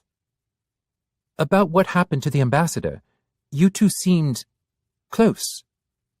Eleanor frowned the way she ought. She shuddered against the thought of savage things, the way she was supposed to. The cigar shook in her fingers, scattering ash across the table like the first flakes of a snowstorm. "It's not what you think," she whispered. "He was my benefactor." "I see. So this is how you speak the common tongue so well?" Charpentier beamed like he had just paid her a compliment. She bristled, almost imperceptibly. "She speaks it better than you, certainly, Gilbert," Florian cut in, reaching for his drink. Shit, Johann thought, and adjusted his mental inventory of doomed businessmen. Florian took an impressive swig of his vodka bitters, then addressed Eleanor sympathetically. "It was really a terrible thing. Such an unusual murder following his terrible illness. When I told you that you would see colors you'd never witnessed at home, I did not mean blood and blister. Truly, my heart goes out to you and yours." Eleanor ducked her head. "Thank you, Herr Leichenblum. It means much coming from you. I abhor the idea of a lady alone, so far from home. Is there anything I can do for you?" Eleanor looked up at Florian through her lashes. Her hair shadowed her face where the braid was loose. "Well, I'd heard," she said softly, tears at the corners of her eyes, "that your family, too, died of a plague." Charpentier's and Ansley's heads spun together to gape at Florian. Johann kept looking at Eleanor. It occurred to him that Florian might have miscalculated. It was possible that the clever little lady knew exactly who she was looking for. Florian's neutral expression strained at the edges. Johann could imagine how he'd look if he could, like he'd swallowed a spider. "Yes," he said in a high, tinny voice. "That is true." "Was it the same as the one that claimed my beloved benefactor?" she wondered, pressing the tips of her fingers to her bottom lip. "My family passed when I was very young, so I could not possibly answer that question." Florian took a sip of his drink. There was nothing left in the glass but ice and lime. "Perhaps you can visit the town archives tomorrow and request the medical records, if you're so curious. I'm afraid that my education was not in the sciences, Herr. Perhaps we could meet there and discuss the subject further. I regret that I have many appointments tomorrow. Perhaps you would deign to take my manservant with you. He does not look like much, but I assure you that he can read." Charpentier shot a bushy-browed gape at Johann, shocked by this confident affirmation of peasant literacy. Eleanor looked at Johann as well. Really looked at him, in the way few people did.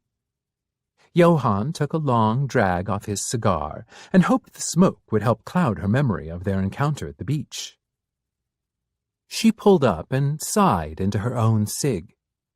"If it is all the same to you, I would rather not. It is improper, I think, for a lady to travel unaccompanied with a bandit, however reformed he may be." Stalemate. Florian's cheeks were rosier than usual, and not from embarrassment. "A bandit?"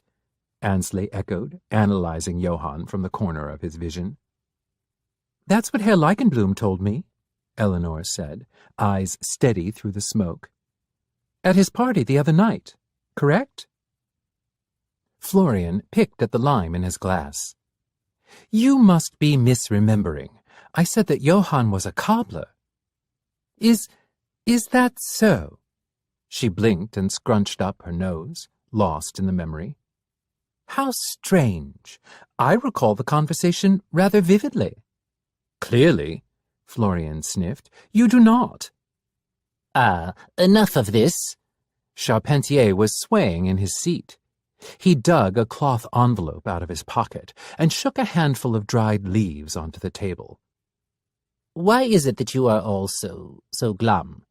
Less talk of tragedy, more shisha." Ansley chuckled. "It's natural. Tragedy is the culture of Elendhaven. One cannot help but be glum when he hardly sees the sun for half the year." I rather like our long winters, Florian said, head down, running a finger along the rim of his glass. But then again, I'm rather accustomed to them. My family could not afford to run south at the first sign of frost. Yes, but Elendhaven suits you, Herr Leichenblum. You would detest Sandhurst, I'd bet, let alone my family's villa on the southern coast. Florian arched an eyebrow. Why is that? Well, for one thing, Ansley tapped ash from his cigar, the mines are open. You know, I have heard, Charpentier began, overloud, breaking the tension with the grace of an avalanche, that the people here say the end of the world will begin in this city. This, I think, is the most glum thing imaginable. He was picking freely at the boil on his neck now. Florian was occupied still with Ansley's smug expression, so Johann spoke for him. Actually, he said, reaching for the shisha pipe, what they say is that the end of the world already began here, hundreds of years ago. That's why the water's black, yes? Eleanor asked with big, shocked eyes. Oh, she was good. Johann could see her effect, knew Ansley couldn't stand to have all her attention focused on other men. He finally peeled his eyes off Florian and pressed the last of his cigar into the marble ash bowl before gliding a few charming words in right under Charpentier's long red nose. In the age of sorcerers, they say a deadly spell split the Silver Mountain in two. It turned 1,000 men and women to ash, and that ash snowed down all along the shore for 10 days. When the ocean rushed in to fill the crater left by the spell, the water was black. He picked up his empty tumbler and held it to his eye, miming a spyglass. If you stand on the cliffs outside the city, you can see the harbor is shaped like a crescent. That's how it earned its nickname. The Black Moon is the first sign of the end times in old barbarian myths. A rather leisurely apocalypse, Charpentier mused, if it takes 500 years. Florian set his glass down. It's only leisurely if you are tracking time on a calendar, he whispered. The world is much, much older than we are, and the gods older than that. The signs from the All-Father are meant to mirror an eclipse. First is the black moon. Second is a plague that will bring a long dark. The third is a war that will burn a circle around the oldest kingdoms of man. When our monuments are reduced to rubble, the gods will ascend from the black moon and begin their final battle. Hallandret is the watcher of that gate, the All-Father's favorite daughter, our city's guardian. Is that why you love Elendhaven's long nights, Herr Leichenblum? Eleanor ventured softly. Because of this myth that foretells such savage daylight?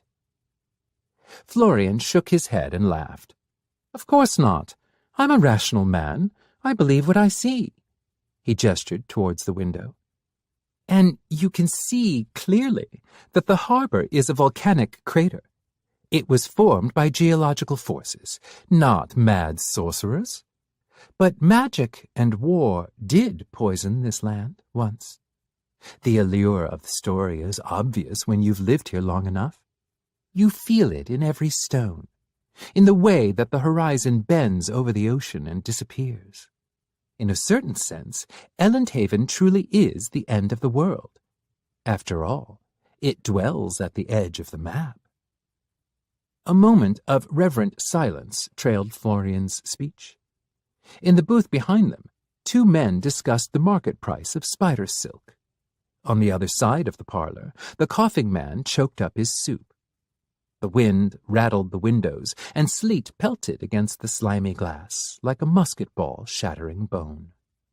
Charpentier broke the silence, clapping a well-groomed hand on the table. Brilliant, he said as the glasses rattled. Glum, but brilliant. How exciting to live in a land of such sensational myths. Florian stared at Charpentier with an expression that could cut diamond. In the land where my mother was born, Eleanor tapped the ash from her smoke into Ansley's bowl, they believe that time is like a wheel, suspended from 7 celestial chains. It's, She let out a tired laugh and pretended to be abashed that all eyes were once again on her.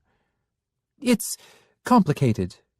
I don't understand it all myself, but my mother told me that time is like a circle that we walk again and again.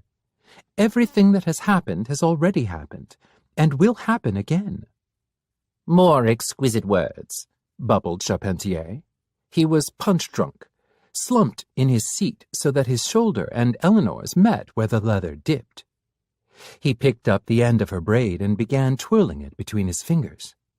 He giggled to himself, enchanted with how the hairs flopped and split as he spun it.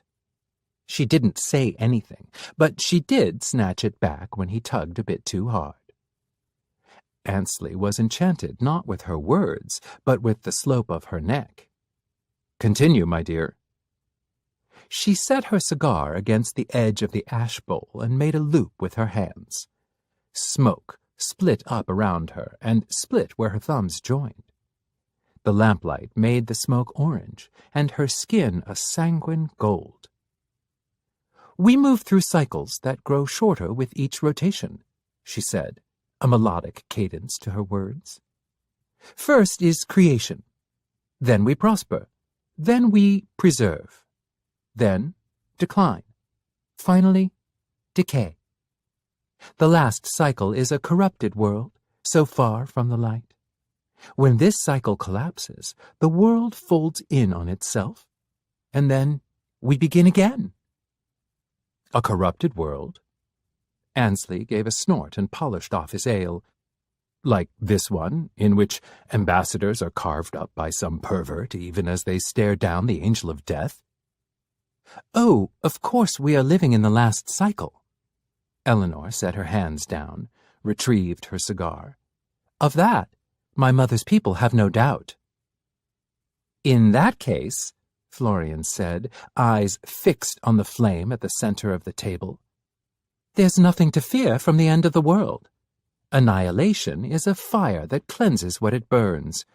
For a corrupted world, apocalypse is the only hope for redemption." Johann studied his master's cherubic profile. "Don't you feel it sometimes, as if the world wants to consume itself?" Florian's own eyes were consumed by the flame's light. It flickered beneath his gaze and flashed blue. "That's one way of looking at it, I suppose," Eleanor replied, trailing smoke through the air as she leant forward. "But do you believe it, Lady Eleanor?" Florian asked, very carefully. Eleanor's response was calculated in its tactlessness. She dashed her cigar out on the tablecloth and said, "Goodness me, of course not." "How asinine," said Florian when he and Johann were alone.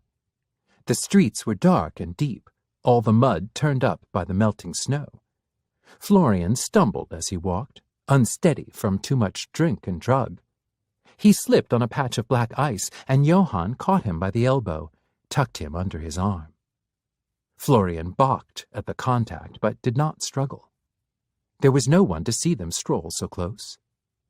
They were taking a route home through the abandoned textile district. Florian despised the shorter path through the city squares, packed with the working-class lushes out in full force, and the carriages they could have hailed were occupied by the one thing he hated more, the moneyed drunks. The storm had passed. Above them, the moon scattered diffuse light through the crumbling clouds. It made a tattered canvas of the burnt-out factories that lined the streets. As they passed beneath the skeleton of the one Florian had taken Johann to the day they met, where they had first tested his skills, Johann wondered if it was the textile mill that Florian's family had once owned, the one where Daddy Leichenblum had contracted the plague by playing pretend that he was generous. "She knows," Johann said. "that you're a sorcerer, I mean." "Oh, yes, yes." Florian waved the words off. "That's a problem for tomorrow. Right now, I'm drunk." Aren't you worried she's going to break our door down in the middle of the night? No, I'm not some common hedge witch. Mage hunters like to have probable cause before they go storming into an important man's home with their pistols drawn. She'll go to the archives first, look up whatever it is she wants to know about my family and the plague. Of course, she won't find anything, which will stall the investigation.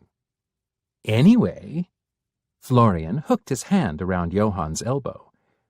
Did you see the way Ansley and Gilbert were enthralled by that woman's fairy tale? Are their lives so stale that they slobber at the bit for stories of doom and destruction? Johann smiled at Florian's drunken lack of inhibition. Sober, he would not be caught dead gossiping. Did you notice how the Ponce asked 6 whole times about the state of the ambassador's body? Absurd. I almost told him. Think he would have been so curious if he knew the man shit liquid when the lights went out? Florian snickered and leant his cheek against Johann's ribcage for a moment. Johann thought he was snuggling for warmth, but it turned out that he was just blowing his nose. He pulled free of the half-embrace and went staggering into the street, spinning around with his arms out. What a thing it is to see men hunger for the end times! Little did they know that they were sitting right beside their imagined apocalypse.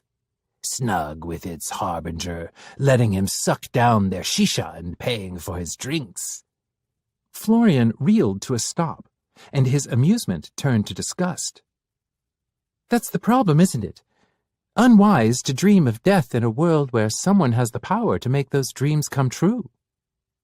There he was, pale and small in the moonlight, smaller even in his fur-lined coat, precisely tailored, tucked at the waist and bulky beneath the elbows where his mittens pushed against the cuffs. A pinprick of light in a dark winter sky, the nexus around which Elendhaven's universe revolved. How could this friable child hold the future in his horrible hands? Johann snaked his hands out of his pockets and sauntered up to him. Right now, I bet you could make my dreams come true, too. Florian sighed. Has that line netted you success in the past? Nah, said Johann. But this usually works. He pushed Florian down with a sharp palm to the breastbone. Florian's shoes were impractical, cloth showpieces with ribbons on the ankles and wooden heels. He skidded through the mud so smoothly that he made almost no noise when he landed, elbows first, in the gutter. His head bounced off the spongy ground, and then he lay still, breathing loud and trembling with silent fury. Johann was on him like a blanket a moment after, the tails of his unbuttoned coat flapping loud as bat wings. He grinned down at Florian, who was lost beneath blue shadows. Get off of me, Florian said quietly. I'm always the one getting my hands dirty, Buttercup, Johann purred, drawing a lock of Florian's wheat hair up between thumb and forefinger. It fell away, streaked with mud. But I think we both belong down in the gutter. Don't you? Florian watched his hair fall. It hit his cheek and smeared the rouged skin.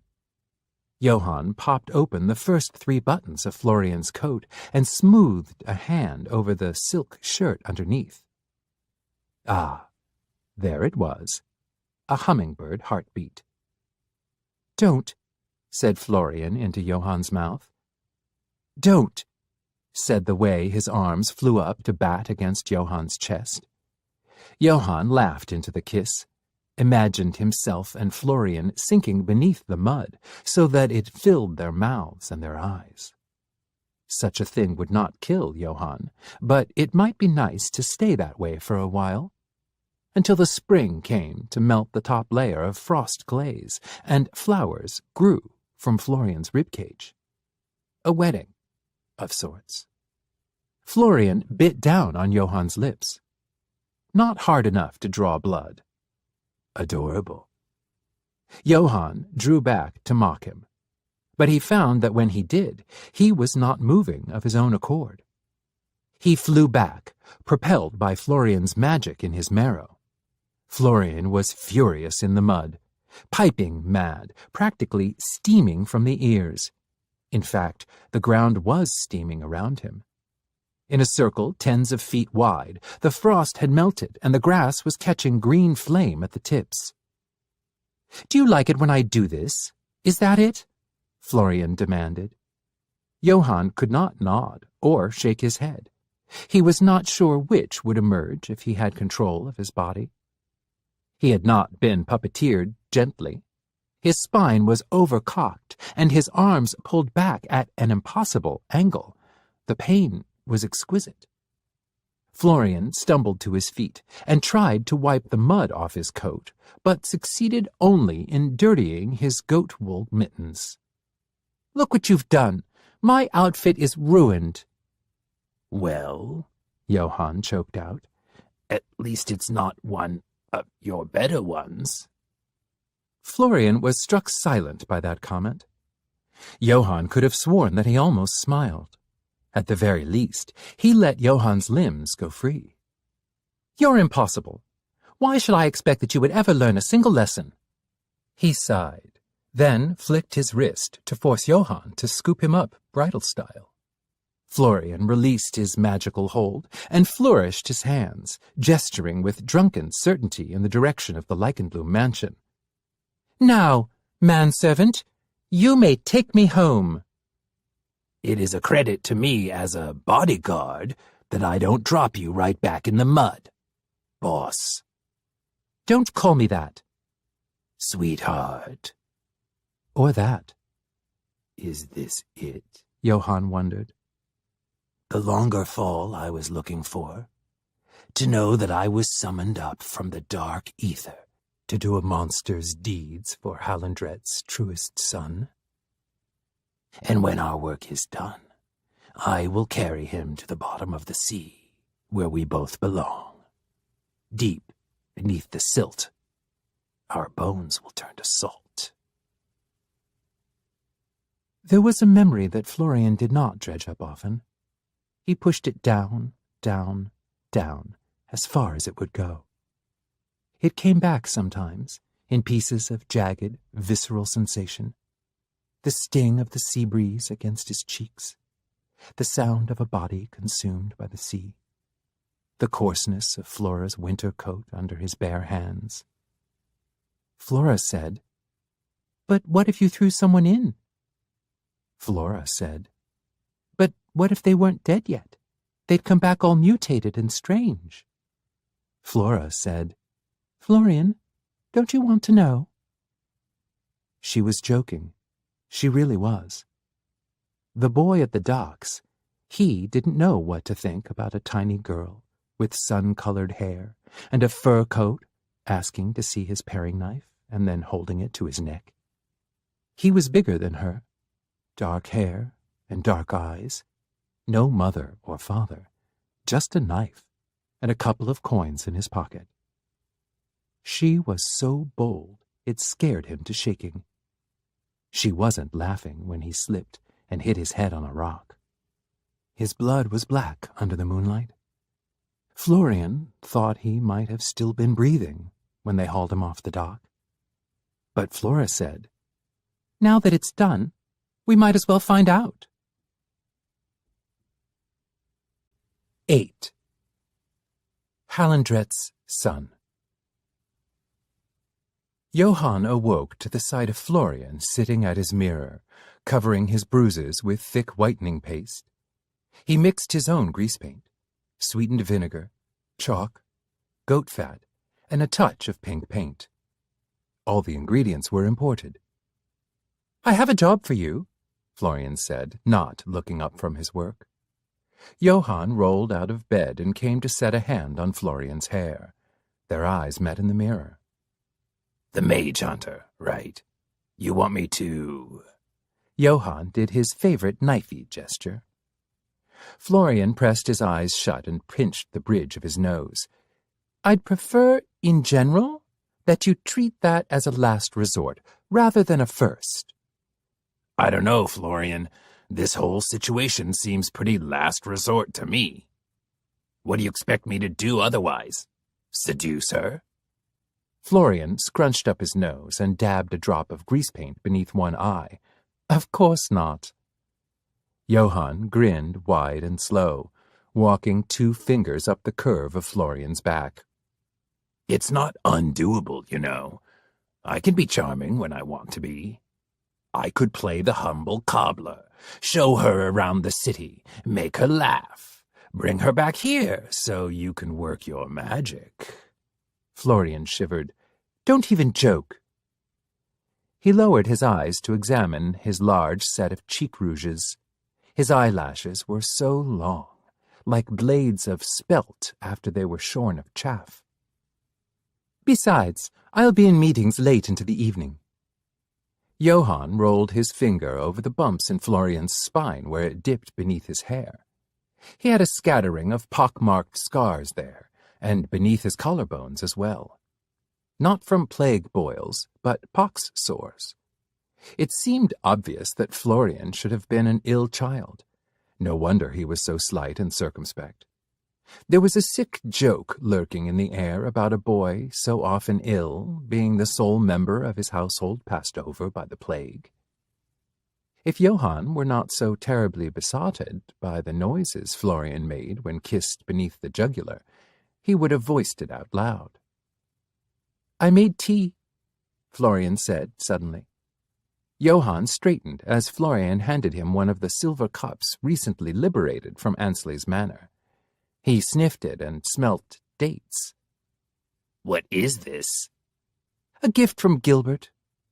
He thinks to butter me up with sweets if he cannot do it with sums.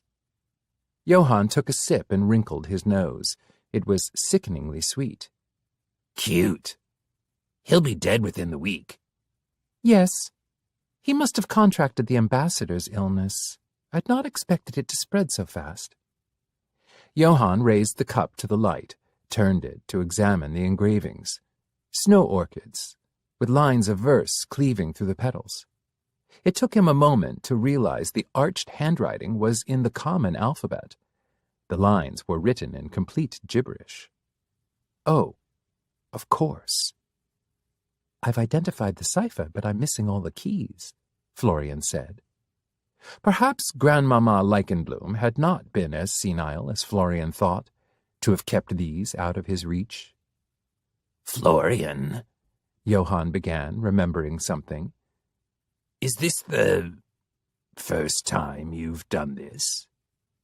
Florian's hand stilled where it was applying rouge. Johann continued. When I was at the sick house, I overheard the ambassador talking about his aides falling ill. Permanently ill. Ah, Florian fluffed his brush in a darker shade of powder. I hadn't realized that they died. You scolded me for being hasty with the ambassador, but you haven't been careful either. Florian shot him a withering gaze in the mirror. Obviously, this isn't the first time I've attempted to deploy the plague. I've been occupied with this venture for almost half as long as I've been alive. It's my life's work. My life. Johann, what do you even care if I've done this before? Well, I don't care. I just... Something crawled down Johann's throat and gripped him tight. For some reason, his next words felt like speaking through tar. Are you ever going to explain to me what that is? His mouth was dry. Stripped of his artifice, he sounded young. What the fuck? Your life's work. Your end goal. Florian spun his chair around and smiled up at Johann. The expression was economical, but genuine mischief sparkled in his eyes. There was still mud in his hair. Why should I? It's not as if you're ever going to tell me no. Johann shadowed Eleanor all day. He acquainted himself with his old friends, roofs, eaves, alleys, gutters. did what he used to do for lunch and swiped an oyster roll from a man who forgot about him in the time it took his mouth to form the word thief. The shadows embraced him, and the citizens ignored him, letting him trail his target with barely a care. This was the Elendhaven he remembered. Orphans and prostitutes and hostel owners who watered their ale and hit their children where everyone could see it. Eleanor's disguise was almost as good as his. He'd watched her leave the suite that morning in her plain leather duster and her unwhitened skin. She almost slammed into Ansley in the street, and he rebuffed her cruelly as a stranger, without even looking at her face. She had to grab him by the arm to get his attention. Johann slinked along the rooftops to follow them to the alleyway, where he watched them quarrel, too high to hear the specifics. Ansley raised a hand to smack her, but she caught his wrist. He left, harried and quick-footed, when he saw the bandolier beneath her jacket. After that, she began to ask questions about the plague. She began to ask the right people, too. The innkeepers, the fishermen, the cobblers. Cleverer and cleverer, thought Johann. This thin-handed, long-legged huntress. She knew that Elendhaven's elite were a dead end, and that whoever made it that way had likely not stopped to look down. Johann decided to give her a good knifing before she even entered the archives, no matter what Florian wanted. She emerged with a thin sheaf of paper under one arm, but unexpectedly, she did not head for Florian's manor. Instead, just as the sky began to turn pink, she went to the shore. Johann stood for a while in her long shadow, watching her watch the sun go down. She sat on a piece of driftwood, her feet lost in the hair-tangle of white weeds that surrounded it. Quietly, Johann came up behind her and saw that, once again, she had a white stone in her palm. "Throw it against the cliff, and the thing you love most will come back to you," Johann said, chin close to her shoulder. She did not startle. "I've heard that myth somewhere," she said softly, "that these are eggs laid from the mouth of the goddess Halendret, that they awaken when filled with tragedy." "They're Elendhaven's answer to death. No unjust passing goes unpunished here at the edge of the earth." Still not looking at him, Eleanor rolled the stone down her fingers and held it up against the sunset. "My mother's people do not believe in death," she said. "Not true death, anyway. They believe that people live many times, always learning, always forgetting." "Everything that has already happened, and will happen again," Johann quoted, sauntering around the log so that he was blocking her light. He smiled down at her, wolfish and charming. "Have we spoken before?" She narrowed her eyes. The stone went in her pocket, and her braid went over her shoulder. "The man who told me the myth. You introduced yourself as Elendhaven." Johann's knife itched against his wrist. "You remember, then?" "I thought it was a dream. I've had many strange dreams since coming to this terrible city." The look on her face said that she was still dreaming, all liquid and clouds. "What's your real name, Mr. Elendhaven?" "What's a name?" "Johann." She smiled and offered a narrow hand. "Mine is Kanya." "Oh, that's not the name I've heard whispered among the parlor shadows." Instead of shaking her hand, he slid his fingers under her chin. "You are the only man in this city who has not lied to me yet." She was entranced by him, like a mouse taken in by a snake. Was this an effect of his aberrant nature? A siren song that rose up from his pheromones and unlocked the secret desires of humans who spent too long in his shadow? He'd never really thought about it. The way people talked to themselves when looking at him. Every person he'd ever killed had thirsted for it. Every human had a desperate void churning inside them. The world wants to devour itself, Florian said. This is going to be so easy it's practically criminal, he thought to himself. Holding back laughter hurt bone deep. He shucked a knife from his sleeve, and she whispered, "Your master, on the other hand." Johann was not shocked. He was nothing at all. He kept hold of her chin, his grip turning from gentle to severe. She showed no pain. When Johann reared back to stare at her, her eyes were dark pools, deep as the ocean where Elendhaven waited for the end of the world. Hadn't she said that the water was clear in the land where she was born? "That was a very stupid thing you just said," Johann told her. "And it is a stupid thing your master has done, placing his servant in view of a mage hunter. This is the mistake sorcerers always make, summoning things up from the depths, parading them around in front of strangers, always so certain they're 10 steps ahead. In the right hands, cannot magic do anything?" "Is that how you were able to finally recognize me?" Kanya ghosted a finger down the hollow of her throat. "There is a tonic we drink, mercury and silver. It makes for a short career, but—" She wrapped her hand around his wrist and wrenched it until the knife came loose. "A high enough dose makes magic flow harmlessly through you."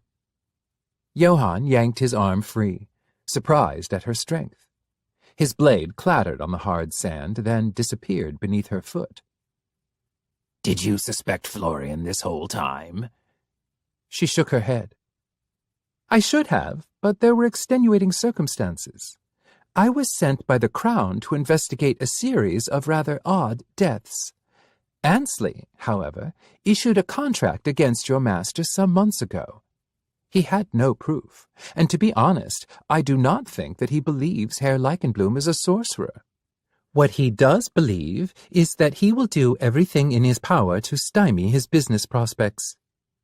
The first thing I heard when I entered the city was this petty feuding over the railroad, and so I dismissed his complaints entirely." "It took that little to throw you off the mark?" Johann laughed, easing back on his heels. "No offense, miss, but you're a bit shit at your job." "It wasn't only that," Kanya admitted, with an admirable humility. "You must give your master more credit. It's only very recently that he's gotten sloppy.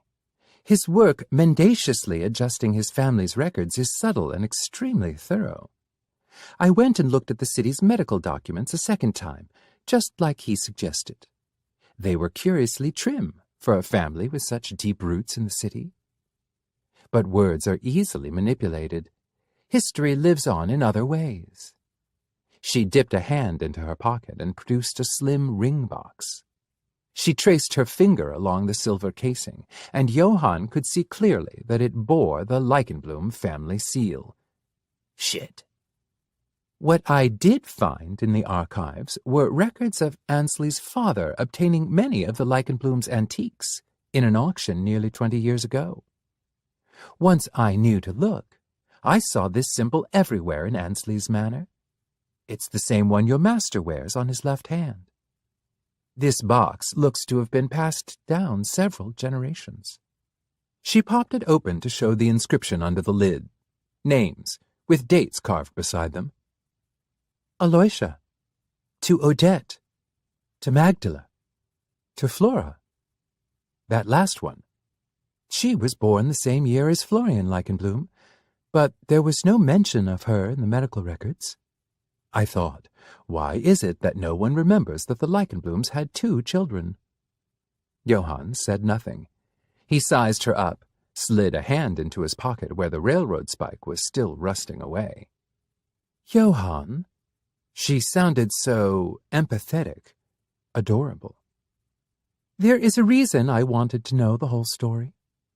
Whatever Herr Leichenblum has put into your head about me, mage hunters do not execute without ample reason. This doesn't have to end with your master shot dead. But it does have to end. You know it must." "Yeah," Johann sighed. "You're right. I guess we'll have to do this the hard way." He knocked her down with a heel to the stomach. She did not absorb the blow with grace, but toppled back to the rocky ground, her legs spread eagle, with knees still hooked over the log. Johann fell upon her. He wrested her hands from her bandolier and tried to pin them against the ground. She bucked him off with a knee to the bladder, but he kept hold of her coat lapel. The weight of his body yanked her off balance and sent them rolling over each other in the sand. This time, when he pinned her down, he did it with his forearm to her jugular. Oh, she struggled. Valiantly, heroically. It had been a long time since Johann had wrestled with something that wanted to live. It was infuriating and exhilarating to feel every part of her body fight him down to the blood. Johann drank the fear in her eyes like it was 200-mark brandy. He wasn't choking her hard enough to kill, just enough that she'd be placid when he drove the spike into her eye. He choked her until her vision went wide, until he saw that animalistic, euphoric frequency reflected back at him in her shuddering sclera. The chasm that howled in the space between life and death, where creatures lost their names. "If you stop struggling," he purred, "I'll gut your brain in one stroke, sweet and short like a surgeon does." He reached into his pocket and found it empty. The shock was enough to still him, a fatal pause. He'd underestimated the determination of a half-dead woman with substantial martial training. Or perhaps he'd grown used to Florian's performative struggle. So drunk on the hedonistic allure of violence as play, he'd forgotten how to listen to his instincts. He'd forgotten to watch Kanya's hands. She fought space between them and rammed the rail spike into his larynx. Johann's vision swam, red and blurry at the edges. He let Kanya go, stumbled back, tripped over the log. Stupid, stupid. The tide was coming in behind him, lapping at the shoreline with its greedy tongue. He rose, bleeding from the neck and still laughing, a terrible, guttural sound. She was shards of black and red against the horizon as she raised her pistol and fired. By necessity, his revenge began slow. Florian lived alone in a house full of corpses for 2 months. He became used to them, to the smell and the bloat, to the rot and the strange colors a human being turned when there was no soul inside of them. He no longer wanted to be a doctor. The first man he practiced wizard's tricks on was his father's accountant, a minor noble in his own right, and a distant cousin of the Leichenblums through marriage on his mother's side. Unlike the Leichenblums proper, he had money. "It says here in my father's will that you were to be my benefactor were anything to befall me," Florian said, watching the accountant's eyes glaze over. It was a lie, but Florian found that if he lied in a certain cadence of voice while twisting his thumb white, people believed him. Every night he went to the shoreline, a row in his pocket.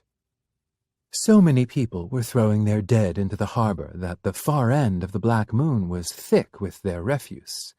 Cracked spectacles, splintered ribs, shoes with the feet still in them, jewelry made blue by the water. No Flora. Not even the ribbons she wore in her hair.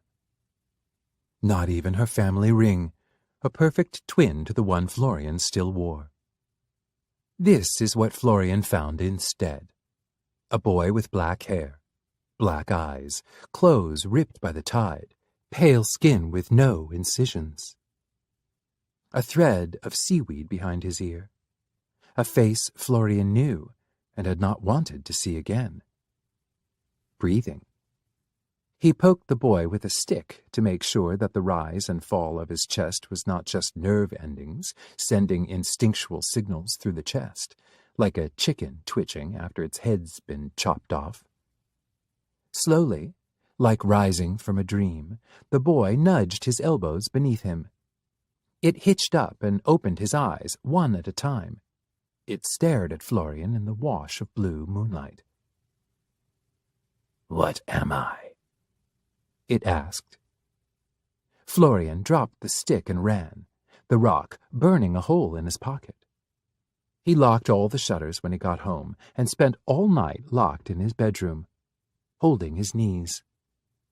That cruel lady, the goddess Hallandred. She had sent him the wrong gift. The boy was gone the next morning.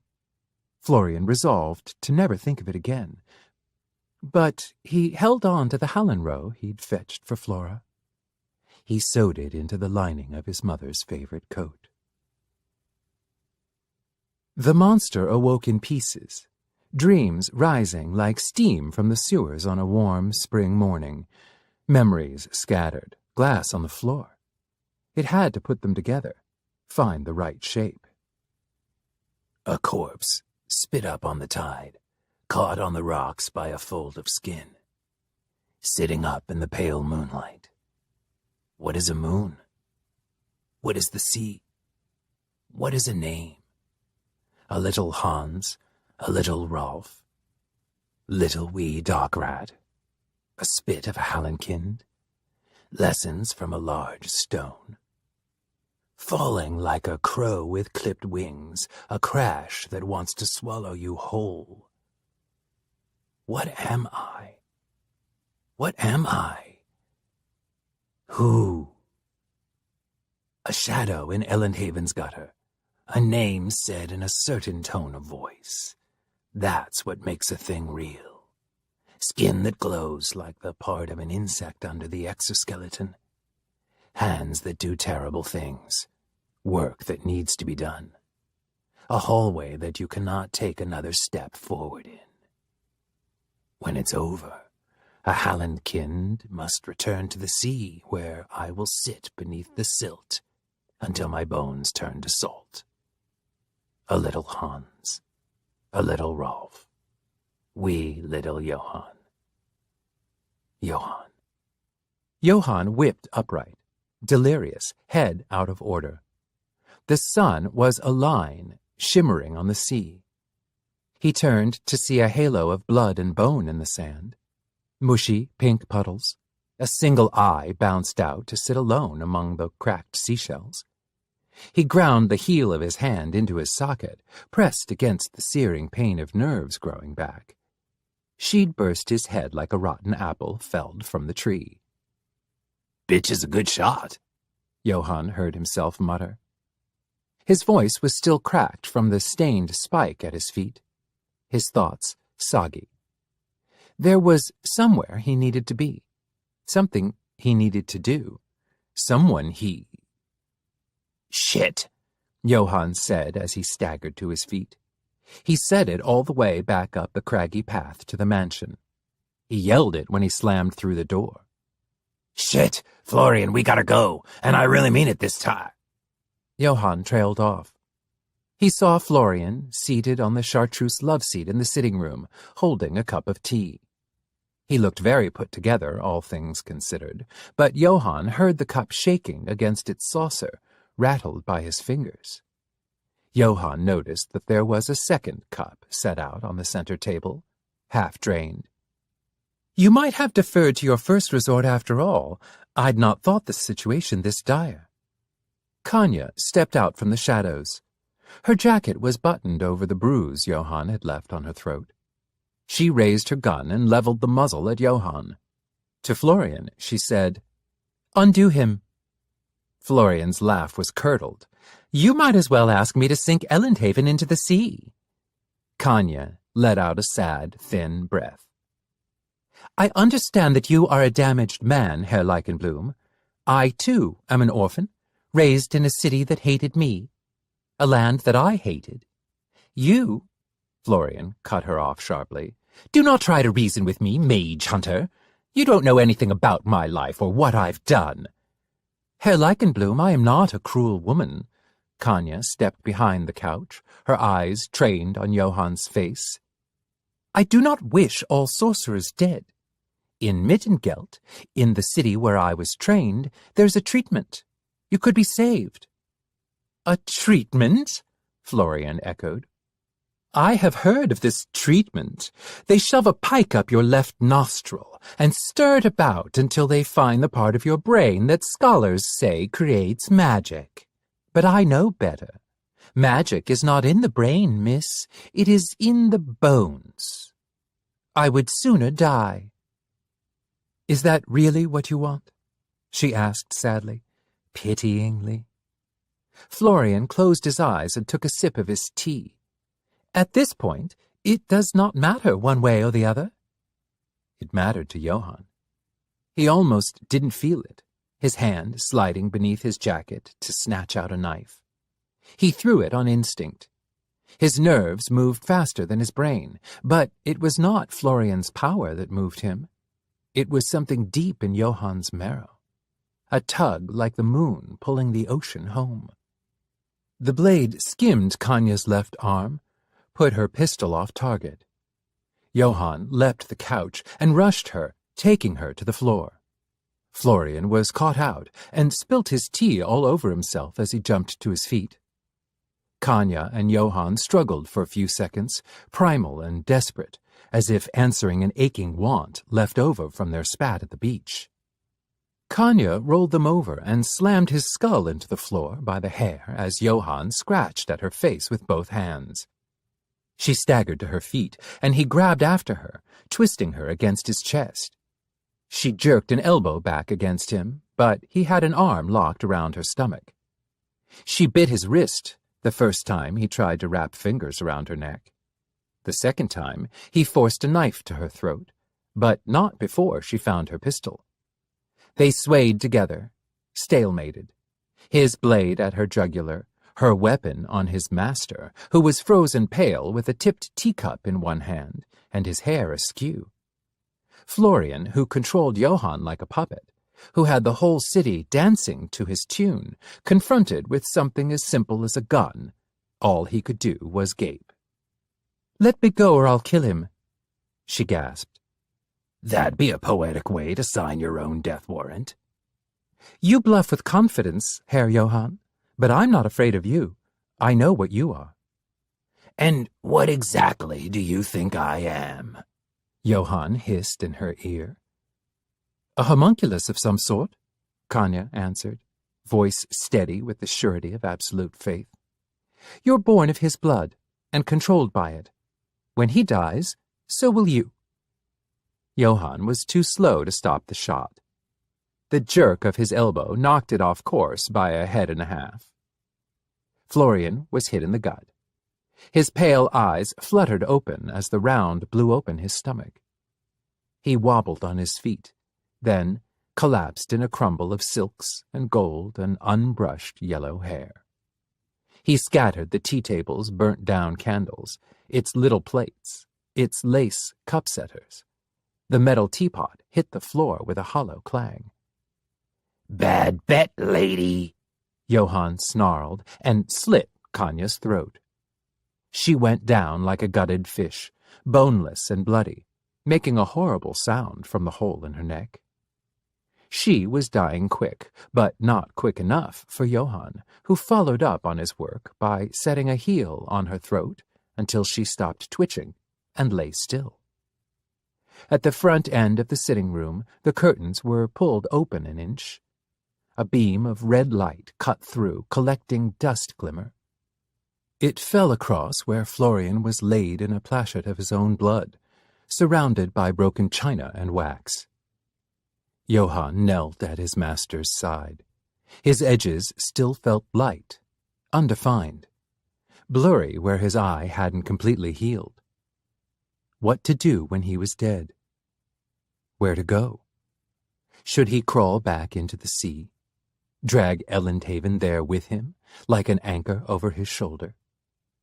What was Elendhaven without Florian? A foul spit of land sinking deeper into the sediment every day. What was Johann without Florian? A name that no one knew.